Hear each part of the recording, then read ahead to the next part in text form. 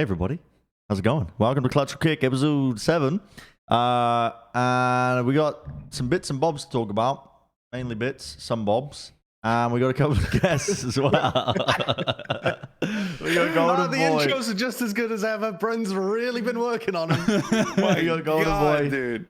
We got Wyatt. We got Sideshow. So we're mixing up the guests once again. And yeah, it's been pretty interesting. GB, how you been? I know we've already had this discussion before we started recording, but you know, tell the people, you know. Yeah, no, I'm good, man.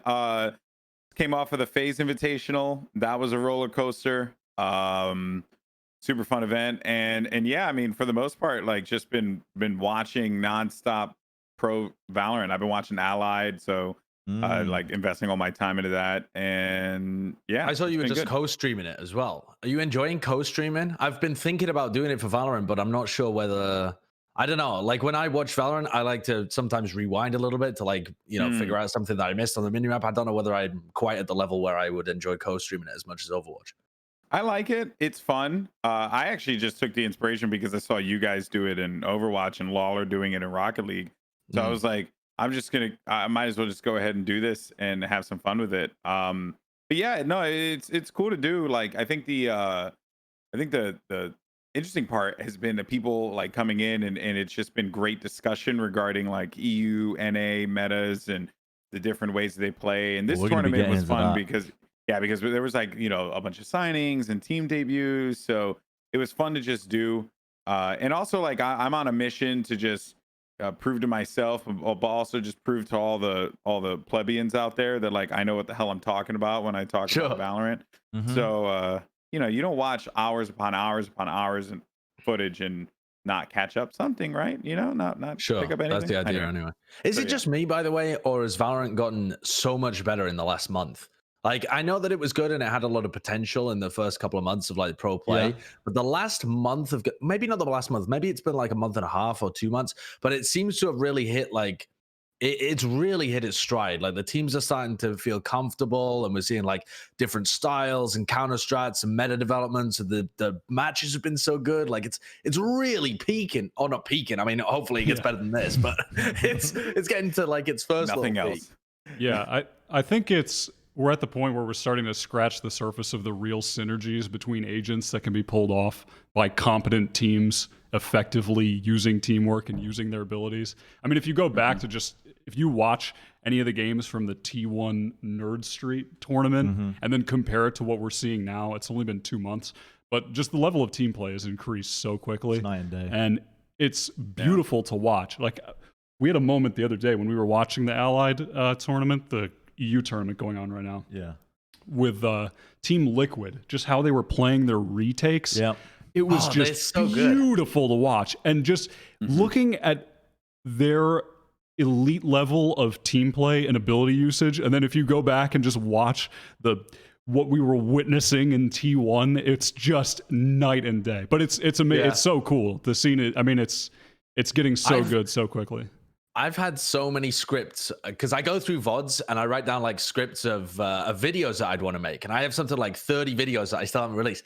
And I have to go back through them and just get rid of like half of them because they're just trash levels of gameplay compared to what we're now seeing. And I can't keep up fast enough because I can't release videos like that quickly on my channel and make them all at the same time as the meta's developing and, like, teams are improving because they're just getting so good. And every tournament, like the FaZe tournament, had 2 different streams with so many good matches going on. And as much as NA has previously been behind the times, like, Gen G was playing some really good Valorant.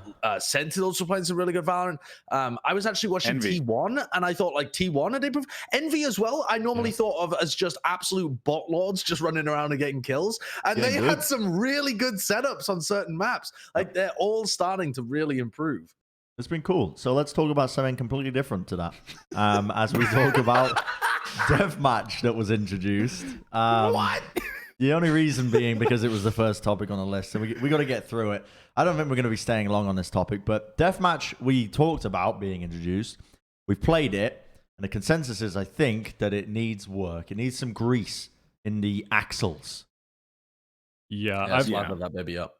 I've played many hours of it. I love Deathmatch in any and all games, but it definitely has some issues. Notably, the red markers on the map that appear where enemies are, so people can just hard watch angle to prevent people from camping. But it's kind of like it's just too much camping. It's this enabled. is the real problem, right? It's enabled camping and it's enabled pre-firing around corners. It's not, and it's also what I've noticed as well is like it's not an effective training mode. I feel like is like the main purpose of deathmatch is to click a lot of heads, train your aim, get into the motions, build muscle memory, and I get into games and people are trying to win, which I suppose you can do, but you're not really playing deathmatch properly. Like I was opping because I was trying to get good at like really quickly. What do you say, Josh?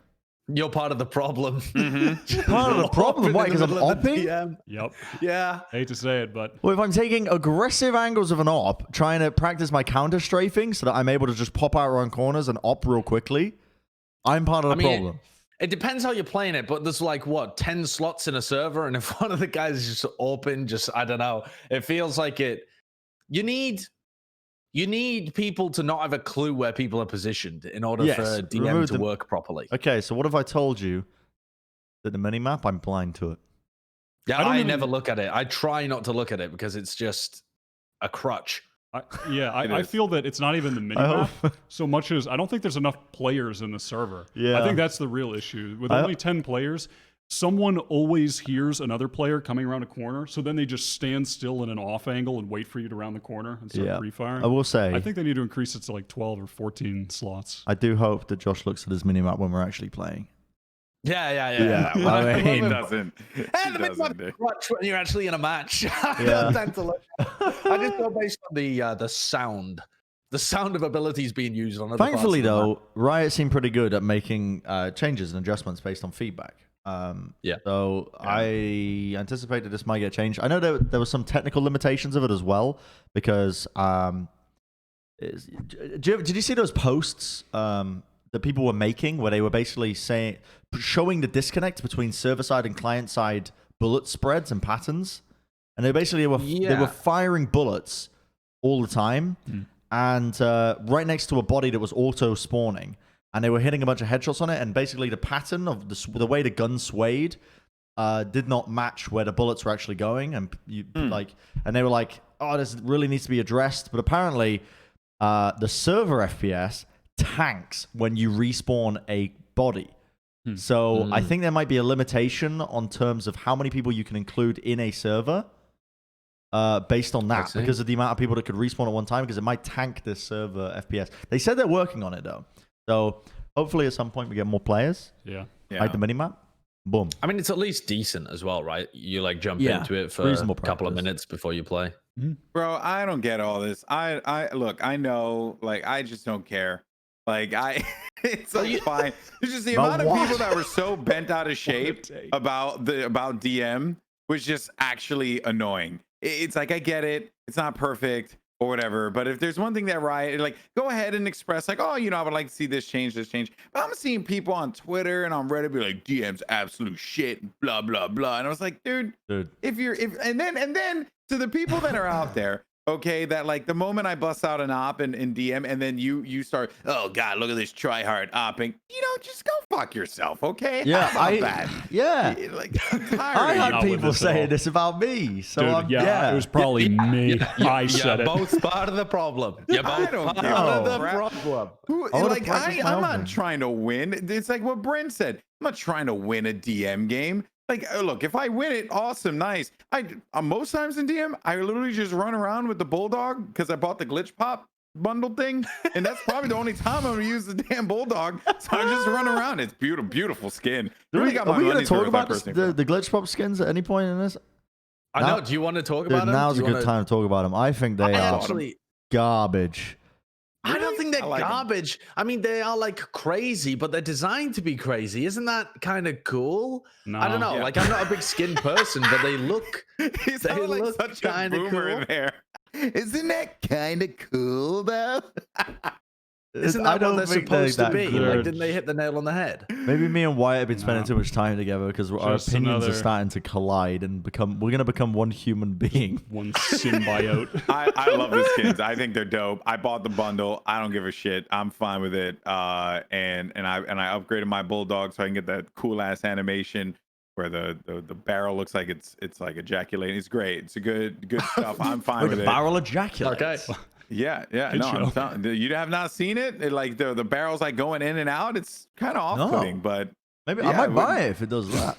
Yeah, the animation for the Odin and the bulldog, like the barrel or whatever, it like goes back and forth as it shoots. It actually changes the animation of the gun completely, like an anti-air rifle or some shit. Like, yeah, like something like that. Yeah. I frequently would use the word ejaculate to talk about an anti-air rifle. Oh, dude, Kurt's brought it up. I will say. The ad was mental, and I did enjoy it. I like so good. I like this the advert ad. was amazing. Yeah. But are you telling me you don't like the theme of these skins? Like, I think it's I like the cool, theme. like I like the idea. I just don't like the execution.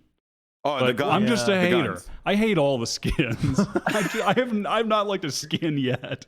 So I actually bought skins for the first time in the game. I bought the I bought the battle pass. I bought the Act 2 battle pass. This ad is amazing. This ad is fantastic. Oh. Josh, well, for one, as the cyberpunk, the vibe that they were going for, I appreciate it. I like it for that reason. So I like the neon and the added effects and stuff. I think the knife is amazing, but I think though that they made a kind of a bad call by not giving a Phantom or a Vandal one of the skins. I understand the reasoning behind it, but because you don't want to behind it. You just don't want to overload every skin bundle can't have a Phantom and a Vandal, or else it's just going to have the most skins in the game. You know what they're going to do? They're just going to release the Glitch Pop 2 bundle, which actually has those guns in later. True. Just like they'll do the same for Prism or whatever else. I mean, a cool advert. I like, the theme of it is cool. Like the concept of a cyberpunk kind of like not even cyberpunk, I suppose. It's like it really plays on that 80s sort of influence of that era when they thought that kind of like Japanese technology was like, I don't know. It's like around that time period, right? It's like the same influences that came into Blade Runner. Yeah, you know but it's like if Blade Runner took a bunch of LSD, isn't it? It's like hallucinogenic cyberpunk. It's kind of apt because there's like scenes in Blade Runner 2049. There's scenes in Blade Runner 2049 where it is like that. Like you can tell the kind of Asian influence, and it's like what happens if it was 29 years on or whatever. Anyway, enough about skins. Let's give him 20 more on the skins. Yeah. We'll draw in that casual 16 audience. bars on the skins, bro. I'm about to drop my mixtape. Is Killjoy actually broken is the next topic here. Now, when Killjoy was announced and we saw the leak in the last episode of the podcast, we were all discussing it. We were all freaking out about this character. And I think you could use that example as a case study in why you should never judge something until you play it. Or why speculation is so fun but utter nonsense. yeah, sure, all that. But having played with her, and I played my first game with her last night, and she's not that good, personally, in my opinion. Well, you hard fed. I didn't hard feed. I was warming up in that game. You convinced our team to run a Cypher Killjoy comp. Yeah, because I thought it'd be funny. Did nothing. Also, I played my first game. I played my first game as her. Wasn't good. Didn't push it any further than that. Didn't try to take it to the limits. Well, just one game. There's some nasty Not spots. Good. I imagine with a Molly, there's probably some nasty spots. But on attack, she's pretty useless. Like her Molly is the most. Ult is good on attack. Yeah, the ult is actually really good. Definitely better than Cypher's ult. Sure, right? but you're making that one-to-one comparison. I think you need to weigh the ult a lot less compared to her active abilities, so you're gonna have that more often. Oh yeah, you know what I mean? Yeah, for sure. So, and in terms of her active abilities, like the alarm bot is really cool, really powerful on defense. The turret is, I guess, okay to know if they've crossed past the sight line, like on defense. On attack, it helps you know if people are pushing flanks. That's what I was using it for. It was really useful for that. And then her nano grenade, the thing that there's a little thing. Do you like that? Yeah, I love it. sure. Yeah. Great sound Great. effect. Why don't they just hire you as the Foley artist? I thought I was Could you pretty give us a good. Molly sound effect? Like, perfect. Run off to the lab, boys. We're gonna look down. Enough about my opinions, having played one game with her. What do you guys think? We actually didn't see her in pro play because she was banned in the FaZe tournament. Yeah. Yeah, because of bugs, right? Like you could hide her stuff inside certain objects. I think that was the reason. That, but it was also just I think fairness too. Like the agent had just come out, so they didn't want to influence too much of it. Although I will say that I was shocked that they kept the raise change. I don't know if they were playing on a different build or if they just all decided not to play Killjoy. Like they were just like, you can't use Killjoy, which is a more likely scenario. Yeah, I think they just said they're not. I don't think they have the Killjoy. ability to play on different patches. Yeah, they can only play live. Yeah. I think you're right. Yeah. So I think that that to regards to your point, I don't think Killjoy is broken. I actually have quite enjoyed my time playing Killjoy because I like the creativity with setting up wherever like the nanoswarms would go. Like, dude, I've baited people hard into nanoswarms. It's great.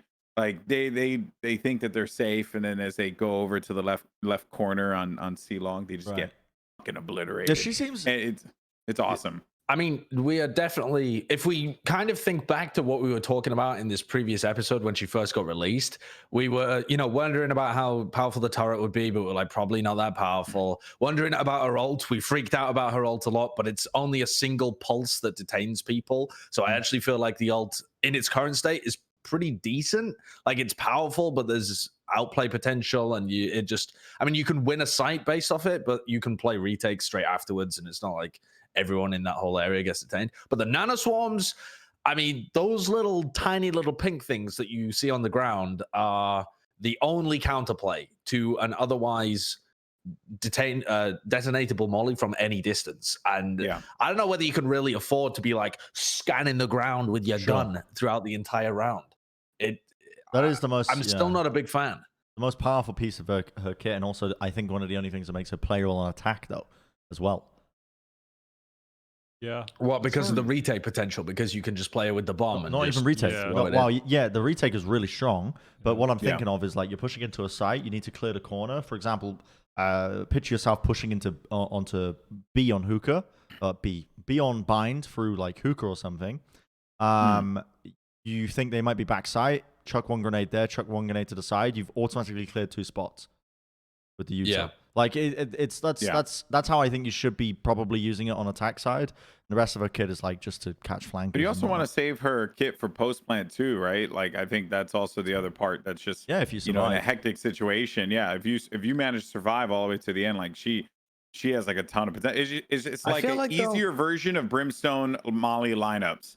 You know, which is it's like I actually understand why Riot did it, because yes, Molly lineups are great. It's a cool like trick, but kind of like a lot of other elements of the game, they also gave you an option like with Brimstone ults to just put it right there. Great, I got the post plant defense for it's a post plant molly for smooth brains, and that's okay. But the problem with it is that at the pro level, people are just going to shoot the little purple thing on the ground like every time. If they see it though, right? It's camouflaged, isn't it? It's not. Well, I mean, it's like. Yeah, it's like a little pink thing where you shoot get it while it's close active, to it and then you shoot it. No, not while it's active. You have to shoot it beforehand. So there is some counterplay in that sense. Like if you're trying to play the post plant as the Killjoy, you can detonate it before they actually get to the bomb. But obviously you get less utility that way because you're not waiting until they tap it. But at the pro level, if anyone's really walking towards it and like faking the bomb or trying to stick it when there's one on the floor and it's like an obvious pink thing on the floor, I feel like that'll just never work at the pro level. I think they did a great job with the turret, though, which we haven't spoken about yet. I think it's adequately serviceable on both attack and defense. I think it's usable on both, but clearly not broken on either side, which certainly was definitely the worry. Annoying. It's a little annoying, but I don't find it any more annoying necessarily than like a camera tripwire setup. Yeah.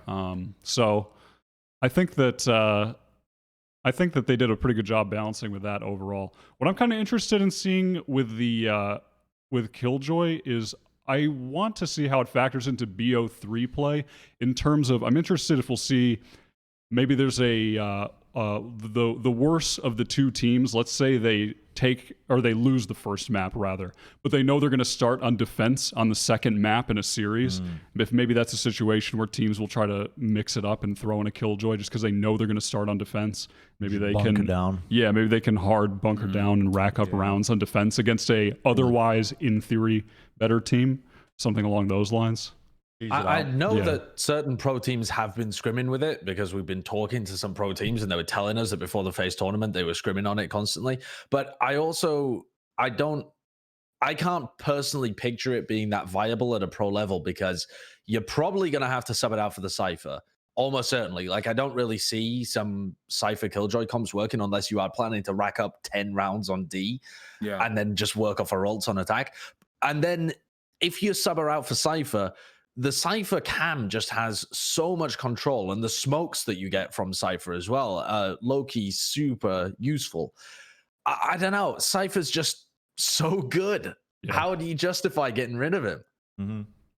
Yeah. We have actually seen a couple of teams, though, talking about that. We've seen a couple of teams try and sub out Cypher in certain comps. Like on Split, we saw people running double smoke with the Omen playing where you would previously have a Cypher, which is another thing. Like, I actually have been doing more digging into it. I think it's kind of cool. Like Gen G running it, and then TSM ran it as well. And it gives you a lot of opportunities to be able to equalize the map a bit more, to take it from being super defensive sided to being more balanced because you have so much more utility to push, and you can still rely on like the map's advantages to rack up 7 rounds on defense. Yeah. Interesting. That makes more sense when you say that. I don't know. Cypher just camera's too good, man. It was like a weird even discussion point because of how important. Like, you play a game like CS, how important is information? Like, it's an integral part of the game is gaining information as to where people are. The ability to do that for free every 45 seconds, assuming your camera gets broken, is like, it's really good. You know, it's really good. So I think that she's just going to end up falling into a similar spot as Viper, where she has some usefulness here and there, but overall, in a consistent comp, what is she replacing? 100 Thieves will run her to get cheese wins. It's the only time you'll see her. That's what I mean. It's going to be Killjoy in the middle of a tournament final just to try and get the team back into it or something. Yep. Tens desperately needs another person on his team that can frag, so he puts the turret up instead of the rest of the club. Oh my god! Wow! Okay, let's. We've kind of drifted into it anyway, but let's talk about the pro scene a little bit more, starting with the EU side of things, because Team Liquid have decided to make some ground, and they've finally signed a team, starting with Fish123. Good pickup, I think. I don't know what you guys think about this one, but about time. I think it's super smart by Liquid as well, because a lot of NA orgs, not naming any names, may have jumped the gun a little bit with their signings, and now the results might not be too good. So I think you name names. Name some names. I'm not going to name any names, because all you got to do is look at the standings for the latest tournaments, and you'll see who I'm talking about. Yeah, I mean that. Wasn't there some rumor going around that like China Win was about to get signed as well? I mean, if you have to go that far down in order to sign a team, you should just be trying to form rosters, not just sign full teams. Or just look over at EU. No. Yeah, or just try and sign some good talent in Europe. Did you guys see the video that was announced for? Oh, it was so sick, actually. The fragment was so good. Holy fuck. That moment when Screams Reyna comes out, dude, it was just like, I loved old school Halo and Halo 3, Halo 2 montages. That was like the vibe that I got from that. It was so sick. Loved every minute of it. Yeah, it was so cool. I don't know how they did it. Like, are they doing it in some like Source FM kind of thing where you would have had to export the models to something, and maybe just manually rig up the models and then do the animations yourself, or like find some, maybe somebody's exported to like Source Filmmaker and do it that way, but a fuck ton of man hours is basically what it comes down to. Yeah. I mean, this video is just insane.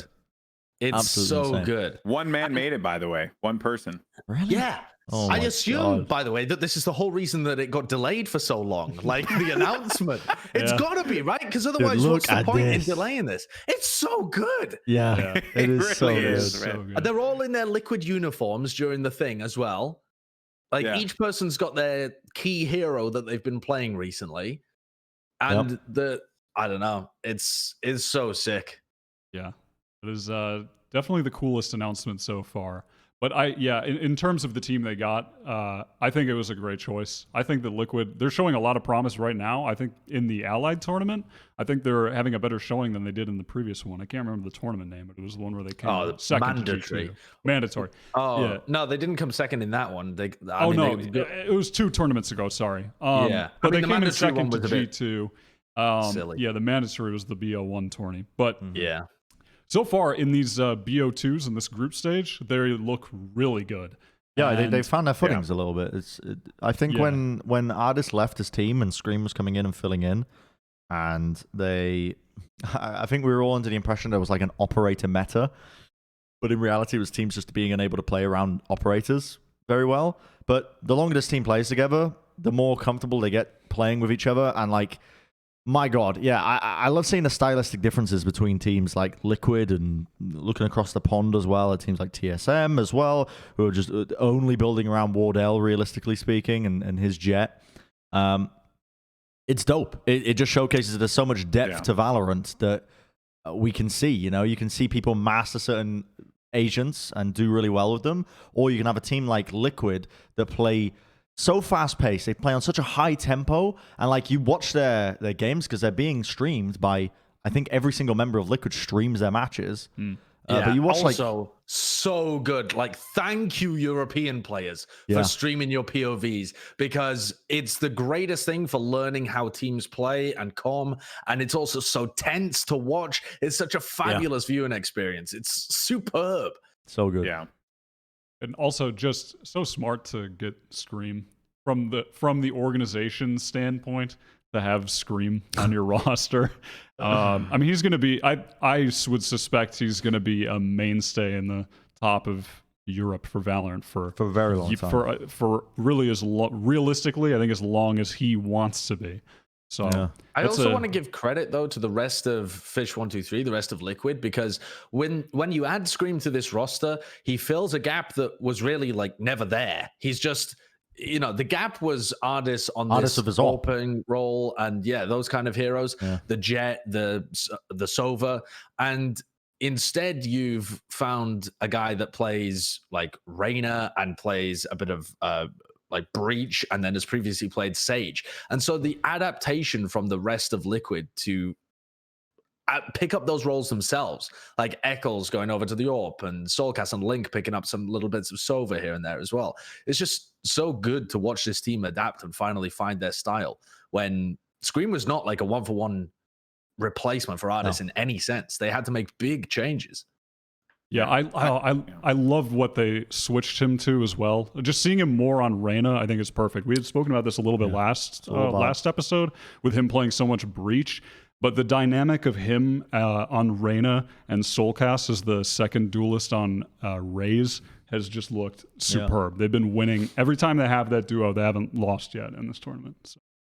I've been a little well, for one, like, this is my first like exposure to Scream, right? So I didn't know a lot about him. I heard the name a bunch. You probably seen the ad. When players like pop off and well, I didn't see that, but I just Final know Mouse ad. Which one? There was like this ad that played Mouse with every tournament in CS from like 2014 to 2015, 2016. But like every tournament for like 2 years, I want to say. It was just Scream looking over at the ocean, like saying, "They talk about my one taps," and it was the advertisement for the Final Mouse. I'm gonna put it in the chat. I'm gonna put it in the chat as well if Kurt wants to pull it up. But yeah, sorry, so Gene, go on. Yeah. So anyway, that was my exposure to Scream, and then I see the montage, and I hadn't seen a lot of the EU games, honestly. But I love how the Final Mouse just made everything overly dramatic for no reason. By the way, like, it's just it's so good. I don't even know what's up with Final Mouse right now, but like there are other and even sometimes better options out there. Okay, so just so you all know.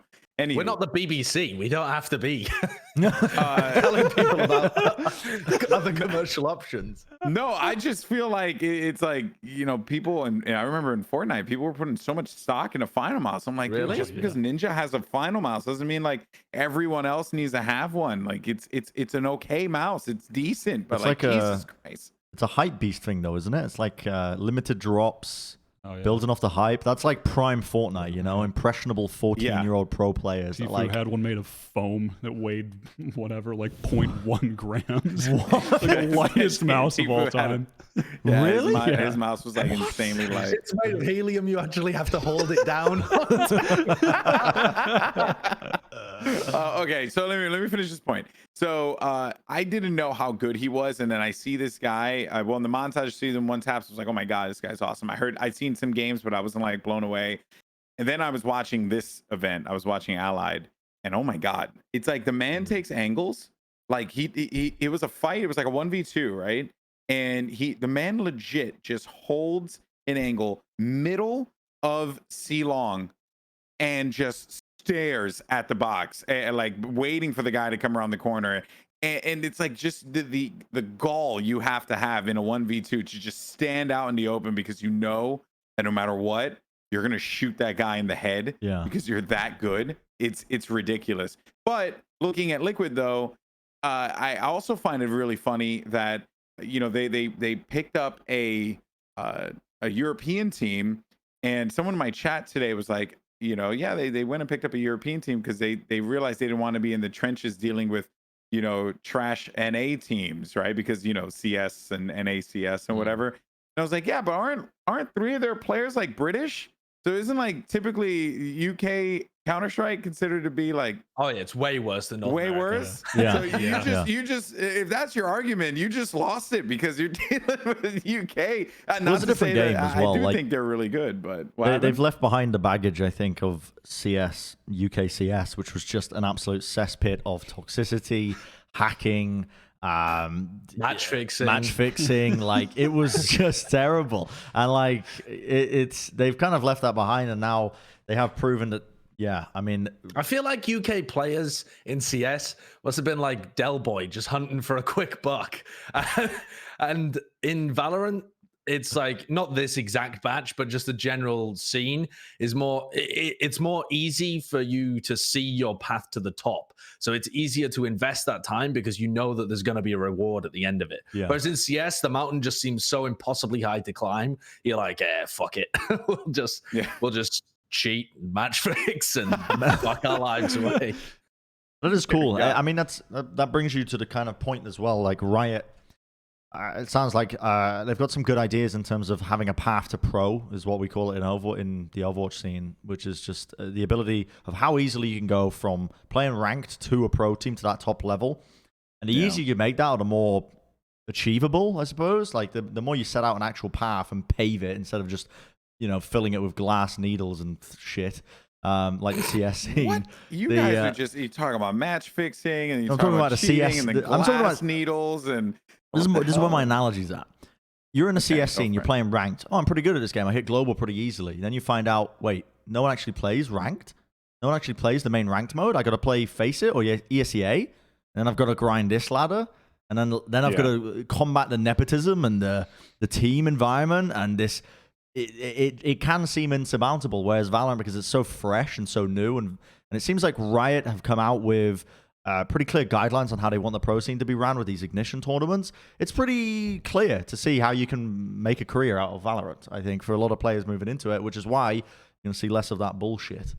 I think a large factor with players moving over as well, and Scream being a great example of this, is you had these great CS players who were never able to find their role or find their role in a team, the few teams that may be at the top of their region.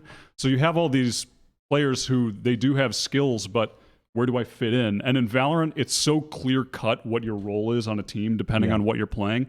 I think it's easier for these players to find their roles, and they've had these skills all along. They've just haven't had the team for it, haven't had the role for it, and now they do. I mean, that was the problem with Scream for years. That was always the story with him. and now he's a superstar in this game. So, and you're seeing that with other players as well. Cool yeah, Wardell's a really good example. I think like he was just a good like opper, and he was like had a lot of talent and stuff. But there was always like, as you had mentioned, just a lot of the craziness regarding how tier 2 in Counter-Strike works. But then he plays a character like Jett and just completely takes 1v1s or even in some instances like 1v2s, just tailwinds. Like he has that mechanic to be able to get out and it like rewards his play style. And that is the benefit of you're seeing like these people just really take advantage and even gravitate towards certain agents with certain abilities, because they speak to them, it speaks to their play style, and it allows them to be able to express their approach to the game in a way that is very unique to them. I like that players like Psalm can be super unique with their Sova play, but then you also have people like Sinatra who approach it in a completely different capacity, right? So that's just what the game allows you to do. And I think like as players begin to create their identities more and more and begin to learn and grow and the simplicity of the path, it's going to make this game a lot better. It's going to be good for all the regions combined. Yeah, and I completely agree. I think that's the one advantage Valorant has over a CS in particular as well, which, I mean, let's face it, that's the primary competitor to this type of game. As much as people claim that it's Overwatch because, they may have, kind of maybe copied the homework a little bit with 1 or 2 agents. The concepts, kind of the foundations of both of those games are so similar that the comparisons you have to make are Valorant to CS.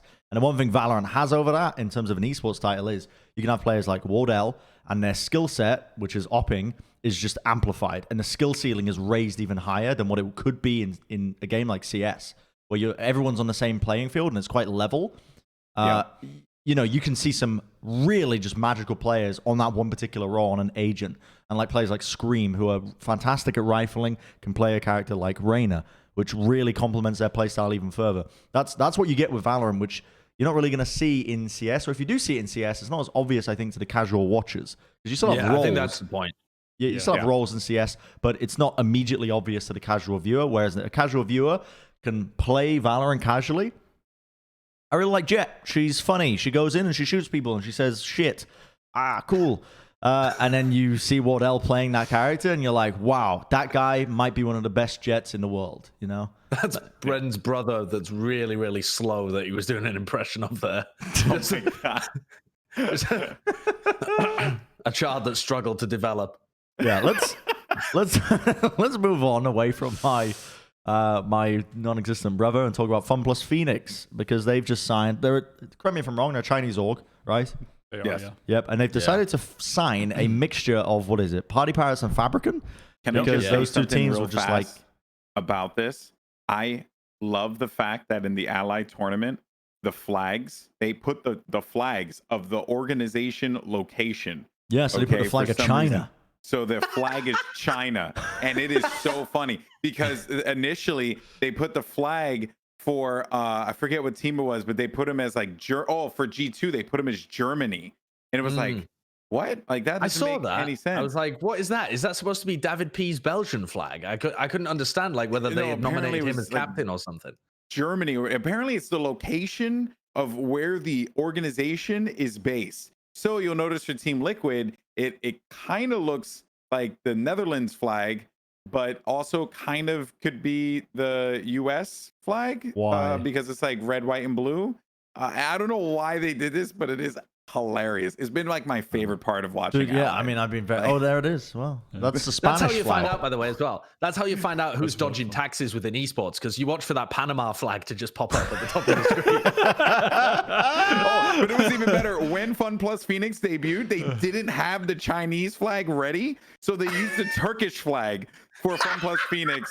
And everyone in chat was losing their mind. I was like co-streaming. Everyone in my chat was like, is that the Turkish flag?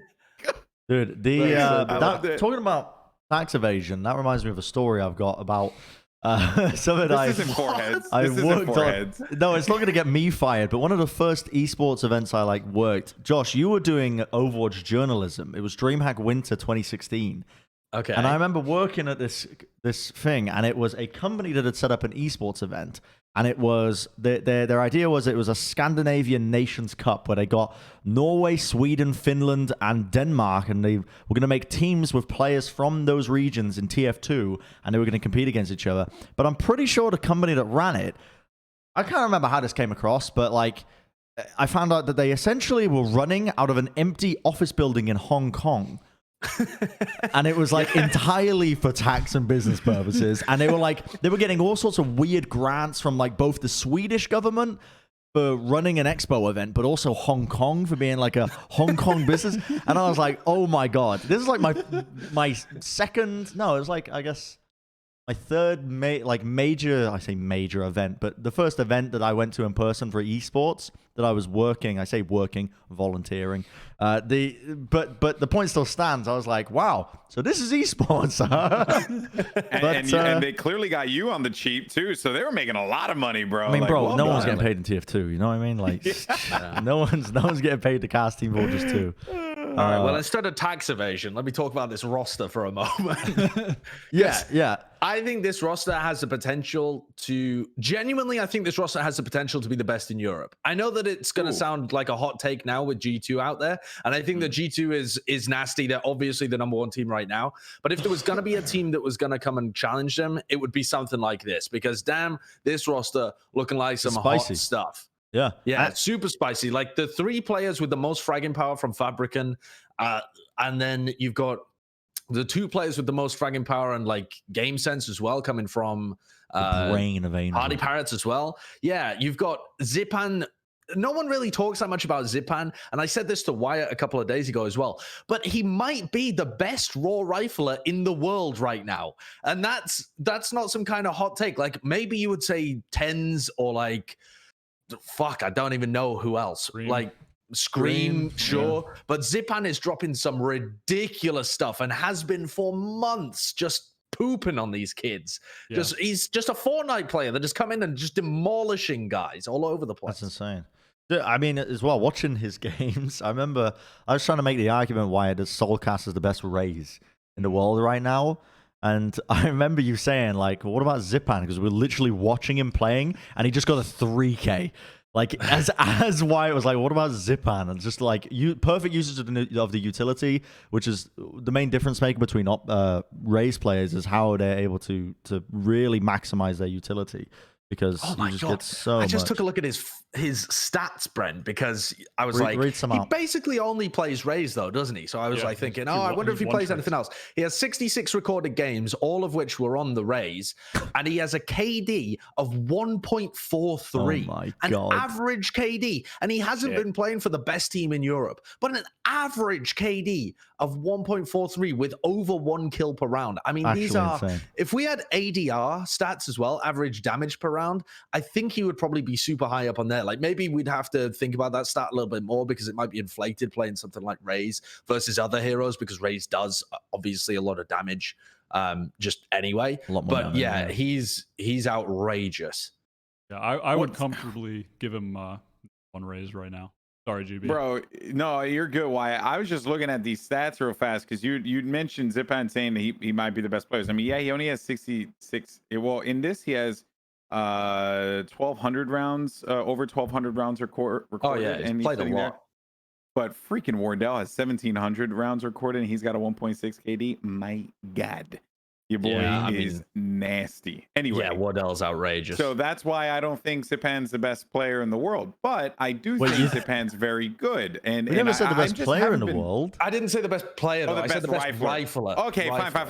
I take it back. I'm so sorry. So then, I think in that instance, you might be right, like, but TenZ is above Zipan. TenZ is actually outrageous, and I think TenZ is just crazy because he can also AWP, and he's just an insane individual. But how much of TenZ looking good is the fact that he is surrounded by a potato farm? No, he is not, bro. Mitch and Relics are awesome. Like, no, they are. No, I don't think they're terrible in this tournament recently. They beat TSM. No, they did not in this tournament. Yeah, they did. In FaZe, they beat TSM. TSM went out of lowers. Yeah, they were not lowers. They went second in group. I will They beat admit, him 2-0. Cloud9. I mean, we're getting off the track a little bit here, but We always go to Cloud9 10. I'm sorry. I will admit that Cloud9 have been improving. Like they look better. They look like more of a team, and I think that's only going to help Tens. But I did wonder. There was a thought at the back of my mind. The reason I said it was to get your opinions on it. But the thought was always, is Tens really that good? Because I would have attributed him as the best player in the world based on how good he is at AWPing, at rifling. He just does it all. Like, look at statistics. I mean, those numbers are just absolutely absurd. His raise, Yeah, they are crazy. Unreal too. He is a top raise. It's Viper. We don't talk about it, but for good reason. Yeah, we will not address the Viper at all. But anyway, looking back though at FunPlus, I do agree with you, Josh. I think FunPlus PhoeniX has a lot of upwards potential. In this tournament, I've been impressed by what I've seen from the roster. I'm not like 100% sold. And if anything, the player that has blown me away the most on this team has been Meadow. I've loved watching Meadow. Like, the guy he lurks like a champ. He's always there to back his teammates up. Like, I've just really enjoyed the way that he's kind of been that level head for the team whenever things start to go a little awry. Whereas like Zipan just goes for things. Like, it's clear like Zipan just has a lot of confidence and he's just going to go for everything. But yeah, as I've watched, I was like, dude, Meadow. I kept saying Meadow's name because he was just Meadow is he was superb. so clutch. It's also like a lot of the ciphers in the scene struggle to get big value out of that position. Like, it's a position where you're really not supposed to do that much. Like, you're trying to hang on by the skin of your teeth a lot of the time, or just get to these like really good lurks into sites. Whereas you see people like Meadow and like Dapper and these kind of people just getting unreal value from the cipher. So I think that's like the strongest part about Meadow, is that you don't really expect a cipher to be doing that much, and he still comes out with some outrageous gameplay. Yeah, I want to give a lot of credit to Angel as well, because he's such a he's an old name in CS, and he's always played with the CIS region team. So even just this roster's creation is fairly unorthodox if you're looking at the history of tactical shooters, to mix the 3 Swedes with 2 CIS players. Yeah. Mixed rosters, very popular very these nice days. But Angel as an individual has revitalized himself from where you last saw him in CS, where he was struggling. He's always been the leader of Hellraisers, and he'd been struggling for the longest time in terms of just raw fragging. But I think he's turned up in a huge way in Valorant. I think his ability to just get kills, plain and simple, is at a way higher level than he was when he had finished off in CS:GO. Yeah. So it's just great to see that. I mean, he's when you move historical games like that, when you move games across, and sometimes if you weren't getting the best results, you'll always find 1 or 2 players that end up just exceeding what they achieved in the previous game. It's not all the players that do it, because generally speaking, almost every single pro player has moved over from a different game, with the exception of like a couple. But I mean, who sticks out in my mind? Gamsu actually is one of them. From League of Legends to Overwatch, he was a guy who, like, admittedly, he was on a pretty bad team for a while, but he has had some reasonable results, and in comparison to his League of Legends results as well. Like, there's a guy who you could argue that he had a better performance, but there will be players who, because they're put in that new environment where it's a bit of a reset, but they can apply everything they've learned and what they did wrong in that previous scene to this and correct those mistakes. It's a breath of fresh air for them, and you're going to see some players excel, like Angel as well. That's what happened to Crim6 from Halo to Call of Duty, and I mean, the guy's won multiple world championships, and then we're also seeing that right now with Frosty.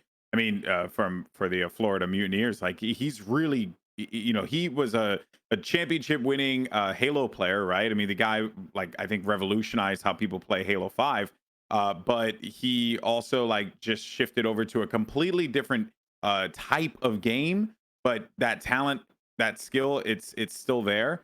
So he's like, I think maybe an exception for a lot of this. That said, what you said regarding Angel, like, for him to remain so consistent, but then also come over and I almost like excel is just great, because it's not often that you get an opportunity like this from transitioning from game to game, where the game is like moderately to nearly similar to the game that you played previously. And it is an unusual time, and it's a big game, because this is not normal. what we're seeing here, because Valorant is very much Counter-Strike, and there is no, and I mean that like in the just pure gameplay, right? Like strip it all down, the games are relatively or near identical to the same, and I think for that reason you're seeing a lot of players, like as you had mentioned earlier, we talked about Wardell and like Scream, right?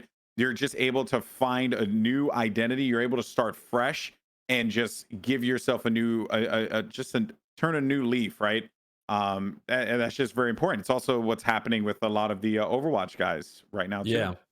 One last point on FunPlus PhoeniX as well, just to go back to that. I love the way that they play the meta at the moment, because it's something that doesn't get talked about too much, I think. But there's the meta at the moment in as we start actually to develop both in Europe and in North America, and G2 are in some sense a bit of an exception here, but you want to be able to play the Sova on all maps, most teams, other than Split. And there you want to be able to play the Sage. And so FunPlus PhoeniX have gone for Sageless comps on, broadly speaking, all of their maps, apart from Split, where the Sova player is the one that swaps to the Sage. I love that Xiao has that flexibility to be able to pick that up. And then in the recent games as well, they've decided they actually do want to play the Sage on Ascent too. So they've got, instead of either Xiao or anybody else, because they don't have anybody on their team who's like been a just like born and bred Sage player since the beginning. It's Shadow who who goes from being the Breach over to playing the Sage. Like, I really like how this team is committing to Sageless comps, and we're seeing that more and more throughout North America as well. But they are very naturally and seamlessly transitioning onto Split, because a lot of teams, when you watch, especially in North America, they're playing Sageless all over the place, and then it's time for Split, and they're like, okay, 7 of us must now make role position swaps. And you just see people in all sorts of weird, convoluted positions. But I love how seamless this is. Best swap you can make for a map like Split is moving your Sova player over to Sage. Because Sova's just not that good on Split. Like, I don't know if it's because of the high-rise buildings. No, it doesn't allow you to get the maximum value out of him, because it's just the high-rise buildings. It's a series of small rooms. And so if you use your recon arrow, you can only recon arrow one room. One, and there's so many hard sharp corners from which they can hide away from it, just out of the line of sight. It's so difficult to get value out of Sova on that one map. So there's also not really many AWPers. I mean, some people will AWP on the defense, but it's not difficult to push off an AWP from the angle. Twice. If you're FaZe, you play double AWP attack on Split. Let's move the discussion over to this this Allied Odyssey event that's ongoing in EU, because having watched it, I haven't sat down and I haven't been looking at just executes. I've been casually watching it with one eye on it in the morning, basically, while I'm eating my breakfast. But I've been quite impressed, actually, at how close the games have been between a lot of these EU teams. Because, again, I was under the impression that G2 are going to be the dominant force. Now, unfortunately, David P had some unfortunate news. His father passed away, which was just absolutely tragic. And it broke at one of the most inopportune times you could possibly think, like in the middle of a match. So that is obviously going to affect G2 in the tournament, without a doubt. But even outside of that fact, the rest of the teams at least look very competitive against each other. And they're taking maps and they're making it very competitive and even. It feels like at any moment, like watching G2 and NiP today, was a very, very close series. And it was tense as well, watching from Mixwell's POV. Dude, I was so sad for NiP, bro, because they brought that Ascent back. I mean, they were down 10-2 into the half, and then they managed to claw their way back in. But it was just like, oh my god, I'm trying to remember the moment where like everything just all went to pieces for them. I think it was a 1v2 clutch on B. I don't remember. There was just NiP played very well though. Yeah, NIP played way better than I had thought. I've actually really enjoyed watching NIP play in this tournament. It's funny because I made a tweet about the NAEU like a super card, right? Like of what we should see, which people got mad at me because I put Envy instead of Cloud9 on, or put Envy instead of Cloud9. Yeah, mate, get Cloud9 out of there. I don't agree with them either. No, I didn't put Envy. I put Envy because of their performance. Anyway, whatever, that doesn't matter. What is this? Anyway, is it like a list? I just made a tweet and everyone was like, yo, you should have at least considered NIP in that list. And I was like, NIP is really good. I mean, I think FunPlus and Liquid are better, but I do think that NIP is actually like a really like shockingly good team. They just have like a lot of unlucky things that happen to them. So for a guy named Lucker on their team to have so much unluckers, it's really, really sad. That's the most dad joke I'm going to make today. That really is. But yeah, I think, every match, the other team that's impressed me has been BBL. And it sucks because BBL is like, they're so popular. They have like all this love from the Turkish community, and people come out huge for them and support them. But dude, they like have a hot start. They have like all these strats, everything works, and then out of nowhere, they just feed. And I don't know what happens, man. Yeah. They're so good. I like the adjustments that Nip made in this game as well when they were behind. They had some excellent reads on what sites G2 were trying to hit. G2 as well, it felt like they got flustered as well. Watching Mixwell's POV, it was a lot of the impatient play, I think, for G2's for the second half. Attack actually isn't that good on Ascent. I know that they always win on Ascent, but they on average win 9 out of 12 rounds. Like they have a 73% win rate on their defense on Ascent. I can't even remember what it. I think the most any team has taken from them when another team's attacking is something like 4 rounds. Like it's absolutely absurd what G2 are able to do on the defense. But I think it's made them a little lazy on their attack. They don't seem to have put in as much work on their offense. So I've noticed quite a lot that even though they put up these ridiculous defensive rounds, the Ascent games themselves tend to be pretty close. Did you see the Turkish viewership for BBL when they were playing? It was like 50 something K. 60K. Yeah. Crazy. 50-60K for a group stage match. Like, insane. That's apparently the same thing that used to happen in CS, because that's what Pansy was talking about, is like being expected coming from the CS scene. So I don't know whether, I guess it's a bit like Brazil. I suppose that comparison's fairly apt because Brazil has some kind of big streamers that'll broadcast the games and kind of do their own little companion stream kind of things, and they end up being enormous with like maybe more viewership than the main thing itself. Yeah, that's nuts. Yeah, it is absurd. Any other thoughts here for the Allied Odyssey as it's going on? Any predictions you want to make? Any hot takes? You know, unfortunately, with the situation with David P, I'm like, you know, it is actually a little bit out there. Although G2 did play. They bounced back, right? Like I think they were. I think after that Ascent game, NIP were just so distraught. Like you could just tell, man. Like it all came to pieces. They had such a strong start, and everything was looking really good, and then out of nowhere, like everything in a blink of an eye, that's how Valorant can turn around.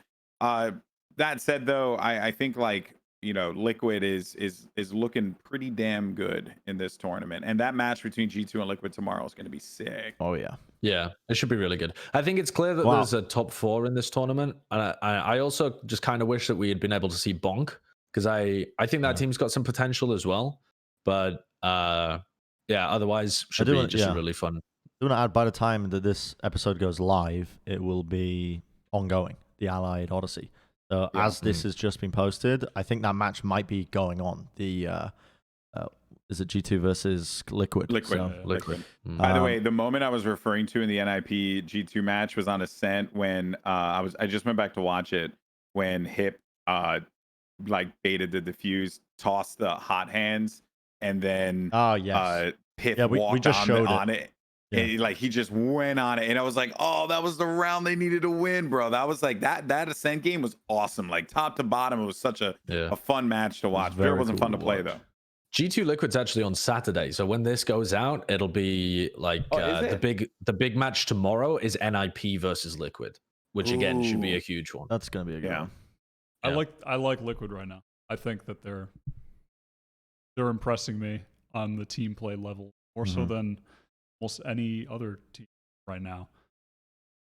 I think the level at which they improved over the past few weeks from getting Scream it's just pretty good. It's very high. They look amazing. I honestly would not be surprised if they end up taking this tournament. I agree.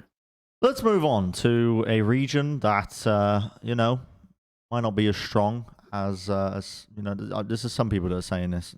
Maybe not me, maybe me. I don't know.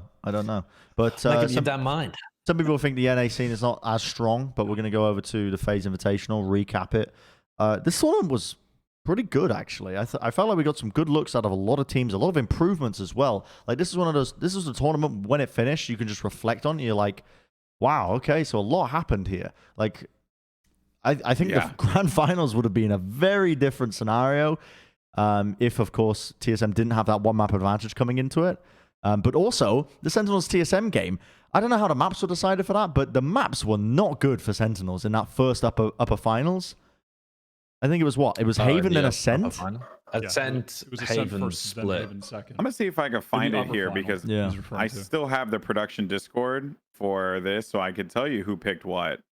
I think, though, that with Sentinels beating TSM on Ascent in the PAX Invitational, they'll have felt pretty comfortable playing Ascent. Like, I can almost guarantee there's no way that they picked Haven, right? So yeah, Sentinels picked Ascent, TSM picked Haven, and then Sentinels won the coin flip, and then Sentinels showed split, which obviously didn't matter. So, but it makes sense that Sentinels picked Ascent. That was like their strongest map. I mean, they had like a 100% win rate on split in this tournament. But dude, the way that they dismantled teams on Ascent, that's what I mean. That doesn't shock me that they went there. Do you know what's really cool though as well is that TSM were counter-copping Sentinels of a lot of stuff they were running. Or I say counter-comp, like counter-stratting to a lot of what Sentinels like to do on Ascent.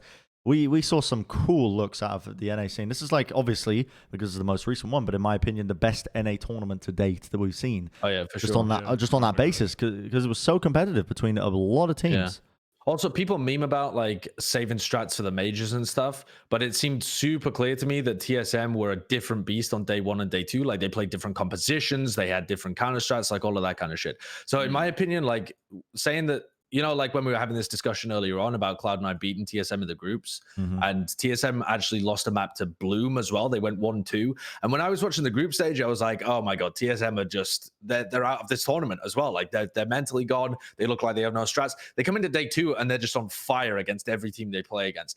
And I don't think they wanted to show their hand early on, because it wasn't just the strats weren't coming out, but they were just literally playing totally different compositions as well when it came to like split against Cloud9 too. So I think that it was just so interesting to see TSM have such a different look. Especially, I really like the meta shift that we've seen in North America to include the Sova. So something that I was making in a lot of my videos was like criticizing the NA teams for just running into orbs over and over again and just being so one-dimensional in just, we can either orb or we flash out of a smoke, and that is all we do.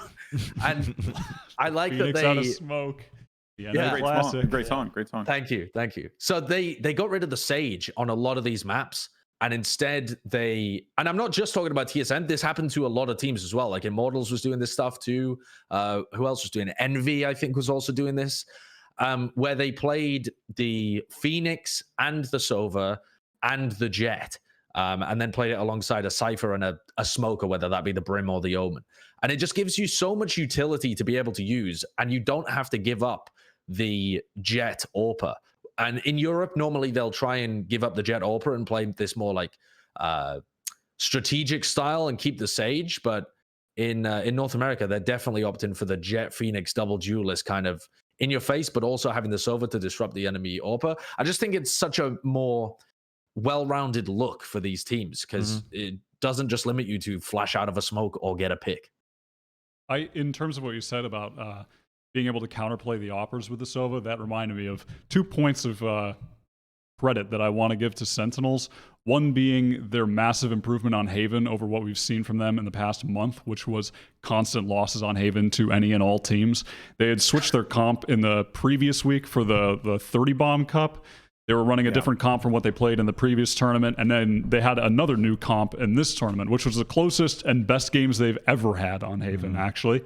Yeah. That very long overtime game in the upper bracket semi, and then they won the Haven game in the final. That game was amazing. So, yeah, they dominated that Haven game in the final, so actually. They won like 13-6 or something. 13-8, sorry. Yeah. So that does... Despite losing, that could potentially be a catalyst for them to maintain being the top 1 team in the future, because at this point, I think that they're going to be good on all 4 maps now.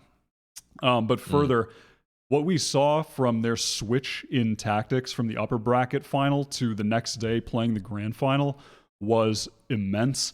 The reason they had lost on Haven, the upper bracket final was almost entirely due to Wardell and peeking into his angles.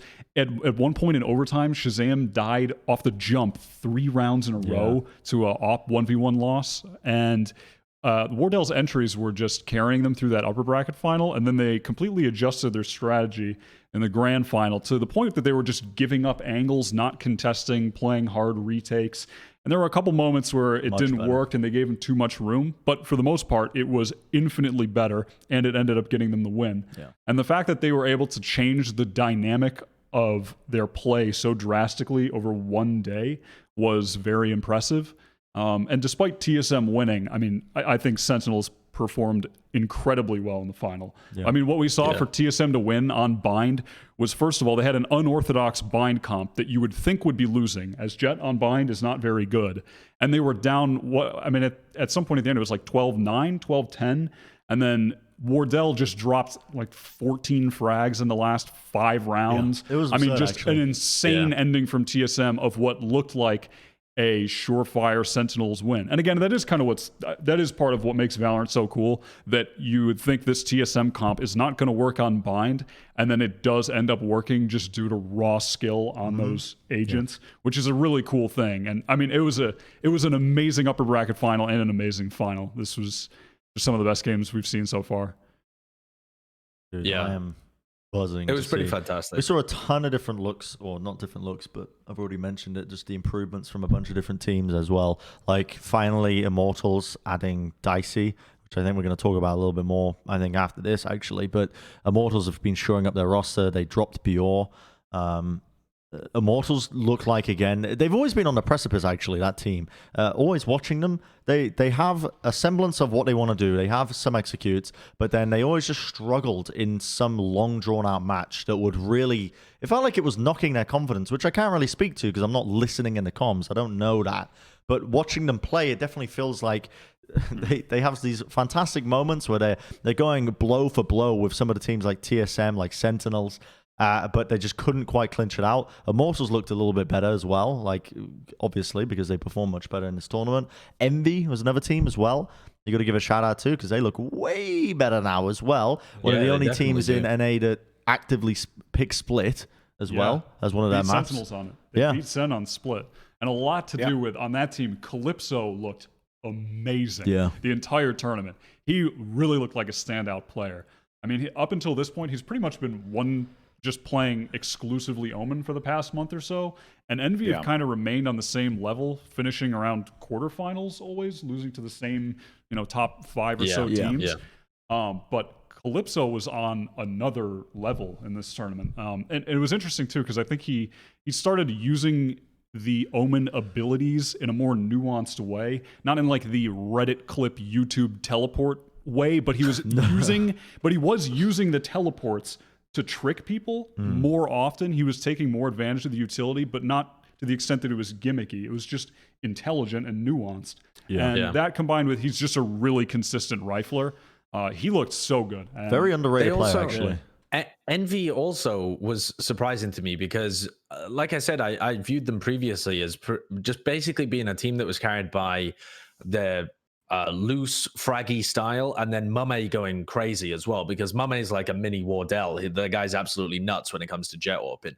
But when you look at their Bind, and I wonder, Kurt, whether you can find a clip of Envy playing on Bind, but they move Mame, their Jett entry AWPer, to Cypher in order to facilitate the rest of their composition. And that's so interesting to me that they're willing to make that sacrifice. Now, they still have him AWPing at times, but they don't always put it in his hand. It's not like they fuck up their composition by giving him the AWP all the time. And it just frees up FNS to go on the PhoeniX as well. It's such an interesting look from Very them. Weird. Like it's a little convoluted, and I don't like it in that sense, but they make it work and they have like a good understanding of what they want to do there. And because Split comes so naturally to them, it's pretty much what everyone else is doing on Split, like fucking around your roles to try and get the Sage in there. But instead, they're doing it the other way around, where they're messing up their roles in order to play on Bind. But they look like they have a decent understanding. I think this is a team that's they might have started out in a similar position to 100 Thieves, but they could not be going in more opposite trajectories. Yeah, when I was doing my prep work for this event, and specifically for Envy, I was well, for one, for some reason I was only casting Sentinels games. I don't understand why that happened throughout the show.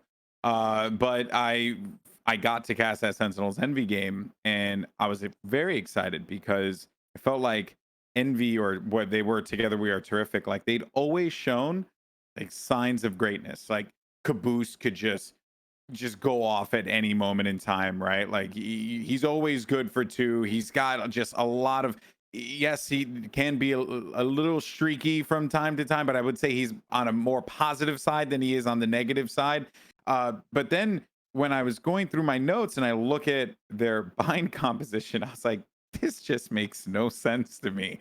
And it's just weird that they would change their approach to have they're keeping Caboose, as you said, like they're doing everything in order to just ensure that they keep certain characters. But I just don't understand why you don't have FNS play his Cypher. Like it's just I weird. assume, Alex, that it's because Mame doesn't play the Raze kind of stuff. Like if Mame doesn't play Raze or Phoenix, then and if you want to run Raze and Phoenix, like I think this actually ends up working out pretty well, because Mame looked all right on the Cypher as well when I saw him. Yeah, he didn't look particularly bad. I'm just like I do like the idea of seeing like some semblances of consistency across the board, because it is I think that the tone change also, like, just, you know, they played him close. I think it was just a good enough game. I was just like a little perplexed by that. Like, oh, they're doing a lot to try and just ensure that they activate like the things that they need done, which obviously is going to be, well, Calypso's never playing not Omen. Like he's always going to be Omen. And then obviously keeping Caboose on Raze, and then they kind of just like work around that. But I was just glad to see that they were doing very well and that they were playing Sentinels hard, and they had clearly put in a lot of prep work for that match.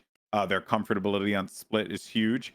And I even went as far as to say, and I stand by the statement, like Envy's a team that's on track that they could win an event if they keep playing like that. Like if they keep slowly but surely, like just growing and growing, like they have a lot of the tools to be able to win an event. They got top fraggers, they got great adjustments, they have good in-game leadership, they have now an organization that will back them and support them and let them be able to grow effectively. I actually think there's a lot of upwards potential for Envy. If they have, as well as that, like I said previously, if they make Split one of their home maps when so many teams are just so far and away avoiding it, like in some scenarios, it just becomes the last map that gets picked. So in some ways, if you make Split, like if you're comfortable on Split and you get another map that you really like in your pocket, you can go to it maybe in a best of, say you're in a best of 5, you know, and you're playing out the maps in the order. You know that the other team is most likely not going to pick Split. You have so many teams that more. That works in your advantage in a lot of ways, to be honest. I'm surprised more teams haven't been doing that. It sometimes does. The problem is when you get a system where the team gets to ban, right? Like example, if we get Split. 5, if we get 5 maps in the pool, and the way that we end up deciding these BO3s is that one team bans, the other team bans, and then it gets down to a pick phase. If everyone starts by banning Split first, I mean, you could be the best Split team in the world, but most of the time you ain't never getting to that map. Yeah. So I think it can work as a bit of a double-edged sword if you try and specialize in stuff that other people don't like. That's a good point. So I made comment as well, because I literally, I mean, I remember 100 Thieves playing, but they didn't make it out of groups. They were just kind of just wriggling down at the bottom of the barrel. That team, God, I hate to say it, but hashtag free Hiko. You know what I mean? Like, well, as much as Okay, my take is more going against Hiko. Brave man. No, brave man. I think there's. Okay, I would say maybe save Hiko, but in a different way. I think that team just needs more outside structure. They need more tactical shooter influence in the structure around the team, perhaps an analyst and coach, because they're clearly putting in the effort to come up with original strats. In that game against Immortals, which was the first 0-2 in their group, in the second map bind, they had a very interesting, the Viper Omen Brimstone take on a bind, where they got the bomb plant down 4 rounds in a row and lost every post plant. And every post plant they lost was just horrific fundamentals. Like two players standing in lamps looking at the same door. Asuna just walks in behind and kills one. Just things like that. Yeah. It was just fundamentally people looking in the wrong places. They weren't trading anything. Mm-hmm. And also, I think something that's hurting some of the players to the extent as well is I don't want to constantly be harping on games that people came from, because at this point, these guys are Valorant players. But I think there is something to be said that most of the people from Overwatch, you can kind of get a sense that they understand ability usage. People from CSGO have a good understanding of the fundamentals of trading and positioning and covering angles. But some of the players on that team struggle so hard with ability timing. There was a 1v1 with Asuna and whoever was their Sova at the time. And just some of the timings you would see of their ability usage, I just don't think they have as much of an understanding of it as most of the other teams. I just think that they're struggling at so many fundamental levels. But I also don't want to write the players off, because you can see flashes of potential. I still think Pride on Brimstone has been pretty solid throughout the last couple months. Venerated has had his moments where Venerated can clearly kill people with an AWP. At the very least, he's good at killing people with an AWP, which is something, and he can do it a lot. The bare minimum of the resume requirement there. So So if they can build around that, I think they need more structure desperately, because you can't have maybe the guy that Eco plays with on a bomb site. He can say, hey, like, we're going to play this in a certain way. Make sure you're covering this.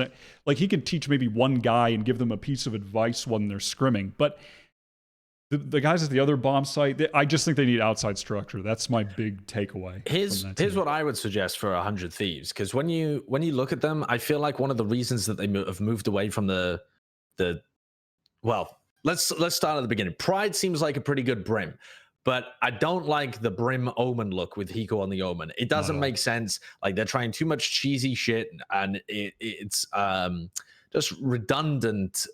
Double smoking comps where you're not good enough to be able to pull it off with the rest of the team anyway. So get Hiko onto the Cypher role, I think. I was looking at the same thing. Yep. Valiate, I think, has moved onto the Viper, mostly because he has a very bad feel for how to play the Cypher and how to get value from that position. I don't know whether you guys have looked at his stats. I only looked at his stats to try and find someone who was a worse pro fragger than Shinobi, because I always like to prove myself wrong, first. Like, you should be your own biggest critic. And I was like, I put out a tweet that was like, Shinobi can't frag this poorly if your team wants to make #1. And then I was like, I wonder if there are any other pros in top 10 or attempted top 10 teams that frag worse. And I was like, oh my God, Valiate's stats are an absolute abhorrence upon the world when it comes to the Cypher. Oh my God. Like, they really are, though. They're like an absolute enormous outlier when it comes to pro play. And I know that stats aren't everything, and I haven't done deep dives into 100 Thieves, so it might be a little unfair to say, but considering that Hiko plays a style that would fit so nicely with the Cypher anyway, and considering that Valiate performs much better when he's off that role, like, his Viper stats are so much better, and he was getting more value on that anyway, it just seems natural to have a role shift. And then if the role shift doesn't work out, start trying to replace a piece or two and see if you can add a bit more firepower, maybe a bit more CS gameplay, add in a coach here or there. But there needs to be I know that they've done work to build up these nice, cool cheese strats. I mean, even saying cheese is maybe a bit dismissive, but they are kind of cheesy. But get rid of them, start back at some basic fundamental stuff, and try and build a good framework where everyone's on a comfortable hero. Because I don't think you got that at the moment.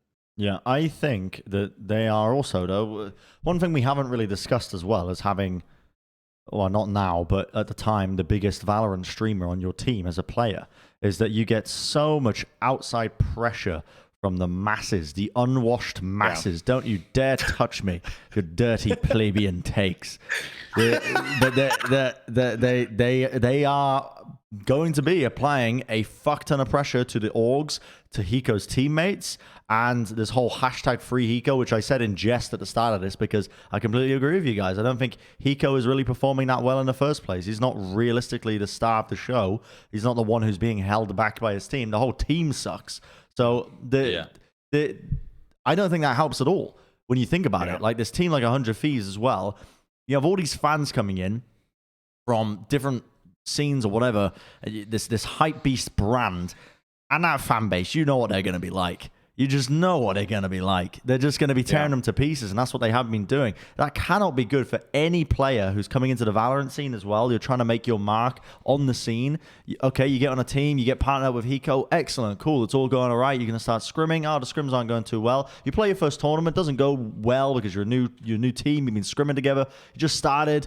But the backlash you immediately receive from that is something that can set you back so much mentally when you're trying to develop as a team. So much. So I don't envy those players. I think that they're in a pretty difficult scenario right now. But yeah, obviously changes must be made across the board. Let's talk about... hold on. I just want to say something real fast. They did make some role switches, right? Because I previously, like, Hiko was playing his, trademark raise and throwing his child and all that stuff. Yeah. But this is actually a fresher look for 100 Thieves as far as their compositions are concerned, and even then they still just didn't perform. And I had said that previously, Sideshow, about they should probably think about moving him to Cypher because we know how good he is on that particular agent. The problem I think too is also, like, you and Bren, you touched on this one greatly, like the outside pressure. Recently, Nade Shot was actually kind of, there was like a donation or whatever that went his way, and he while like, he was stopped streaming his whole stream, while he was streaming, and he like stopped his whole stream, and he just like went solo camera and was just like, listen, everyone keeps talking about how like we don't care, how we're like a merch brand. He's like, I started in esports. We want to win. Like, that is our game plan, right? I just think it's a matter of like 100 Thieves doing a lot of odd decisions regarding their scouting process. And I did get some insights. I'm not going to go into detail, but I'll tell you guys another time. But I did get some insight on their scouting process, so I understand the route that they were going for. But now I think it's time where they have to make a real conscious decision as to, like, is it worth it going into another tournament with another potential role switch, which I don't think they're going to do, lose again, look bad again, or do you just nuke it and start over? I also don't mind that option. Like, if you just want to keep a couple of players that have been performing well and then build a whole new team, I think the genesis of this team was ill thought out for whatever reason. I'm sure there were, there's big marketing decision reasons and all sorts of stuff that and other things that you might be alluding to here as well, GB. But the roster was not created in the best way to be a competitive high-level roster. So if you just want to nuke it from orbit, then that also works for me. Nuke it from orbit. Yeah, there you go. I want to give them a little bit more of a chance, just because I don't think we've seen them on the right roles. Okay, found a tier 3 sub, everybody. And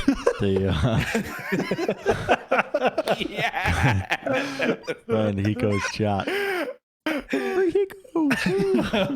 Yeah, okay, I think that's reasonable. Topic, Next topic. Yeah, let's move on to FaZe. I didn't mean it.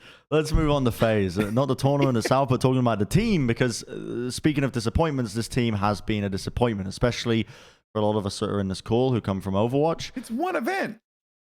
Yeah, but GB, here's the big but. They've been scrimming for at least a month. Yes, no, they've been scrimming for 3 weeks. So I have kind of wiggled my way into some, that's my wiggle look. I have wiggled my way into some pro conversations and stuff and talking. You're playing this clip.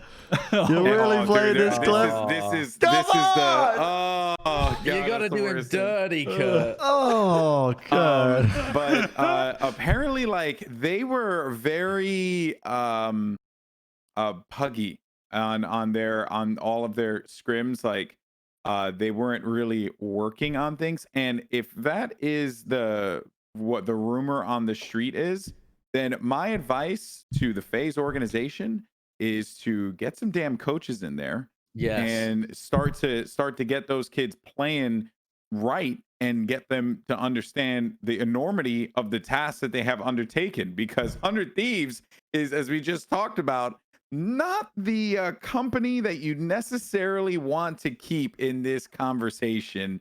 But that said, I also think they have not figured out where everyone needs to go, because of course Baby Bay just looks awkward on Cypher.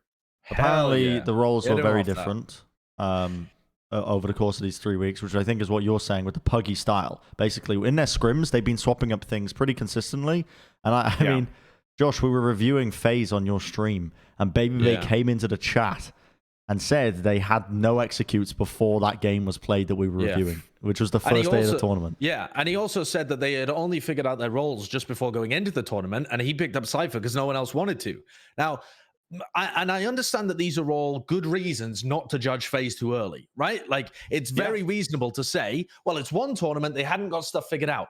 But also, you have to also ask the question, how did you decide on this roster without having any concept of what role people were playing?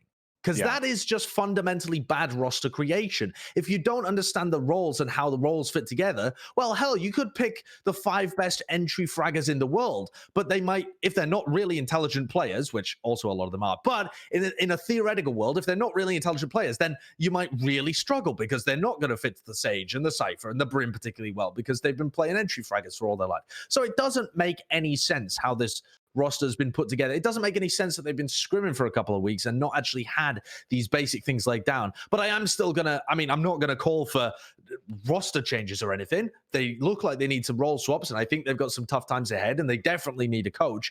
But it's not disaster for them. It's just concerning. Yeah, it's not disaster for them yet.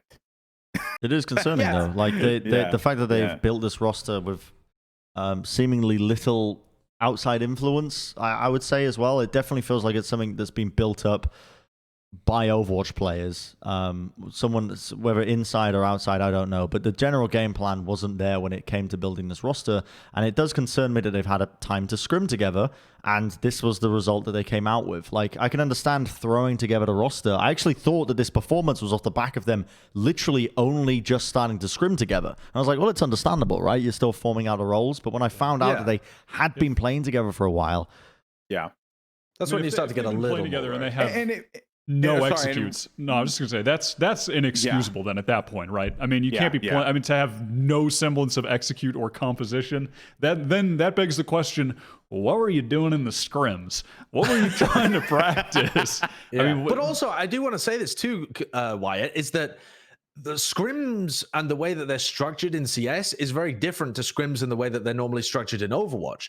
Like in Overwatch, you'll do a bunch of scrims and then VOD review afterwards if you've got like coaches that go through VODs and stuff with you. But if you have a very player-run team that goes from Overwatch into CS, you're gonna just be doing like scrims and trying stuff out, and you're not gonna codify stuff. You're not gonna write down things. You're not gonna try and establish that structure yourself. You're also something that doesn't exist at all in Overwatch that is really big in CS is just going in the server without an opponent and working through default strats. Is like, okay, when you push here, this is what we're going to do. And they call it server time, I believe, in CS, where you just have like an hour or two of that before you go into your scrims. Doesn't exist in Overwatch. It's not a thing that they would be aware of unless they previously did it back in like 2015 when Babybay used to be a CS player. Who knows whether they even value that kind of stuff or have worked on any of those fundamentals when they were scrimming. So I think a coach is so important for these guys. You wanted to say something, GB? Yeah, sorry. The Discord was cutting, so that was my bad. So basically, like, I was shocked with the structure of this roster, given that I'm blanking on the tournament. I believe it was FaZe debut when they played in the previous T1 one? Showdown, It's T1 T1 Gamer Showdown, or whatever Invitational Showdown. I confused it to all the damn time. I'm confused because in that one they got Def and they got Som. And that's where also Marv came from, and then they had Zachary in there. And I love Zachary. I think he's just I mean, we've known him for years. He's a good kid. I just quality person. Yeah. But he was like hands down the weakest person on that team. Now in this event, besides that one play that took place on Ascent, he actually was. Yes, he was always like the person at the bottom of the stats, but he was doing the dirty work. And that is an important part to have in a team. Yeah, that's a good point because his team were baiting the fuck out of him at various points. Like he entried more than any Sage should ever have to entry. But also, I never want to see the guy on Sova until he's put in a lot more scrim time on that role again. Because my God, like his ability usage on that. I don't mean killing himself with a shock dart. I mean like the way that the overall abilities. Yeah, the drone and the recon dart. Like I don't give a fuck about killing yourself in a clutch with a shock dart. Like it's just a meme, but like all right, who cares? But the rest of his utility usage was not very good. And I agree with you, GP. Like, his fragging isn't up to that level. But then to add 2 other players to that whose fragging isn't also incredible, and they don't have the same skill as Sam and Def, and they don't fit the roles naturally. Yeah. Concern. Dude, Raucus made a play on Ascent where he challenged Gelato by himself. Literally just tried to I don't know what was his intention here. Just dashed updraft with a Phantom, never set up, started shooting when he was in the air, and I was like, what's going on here? Well, that was with the Omen blind as well, right? No, he was not blinded. No. He just did it.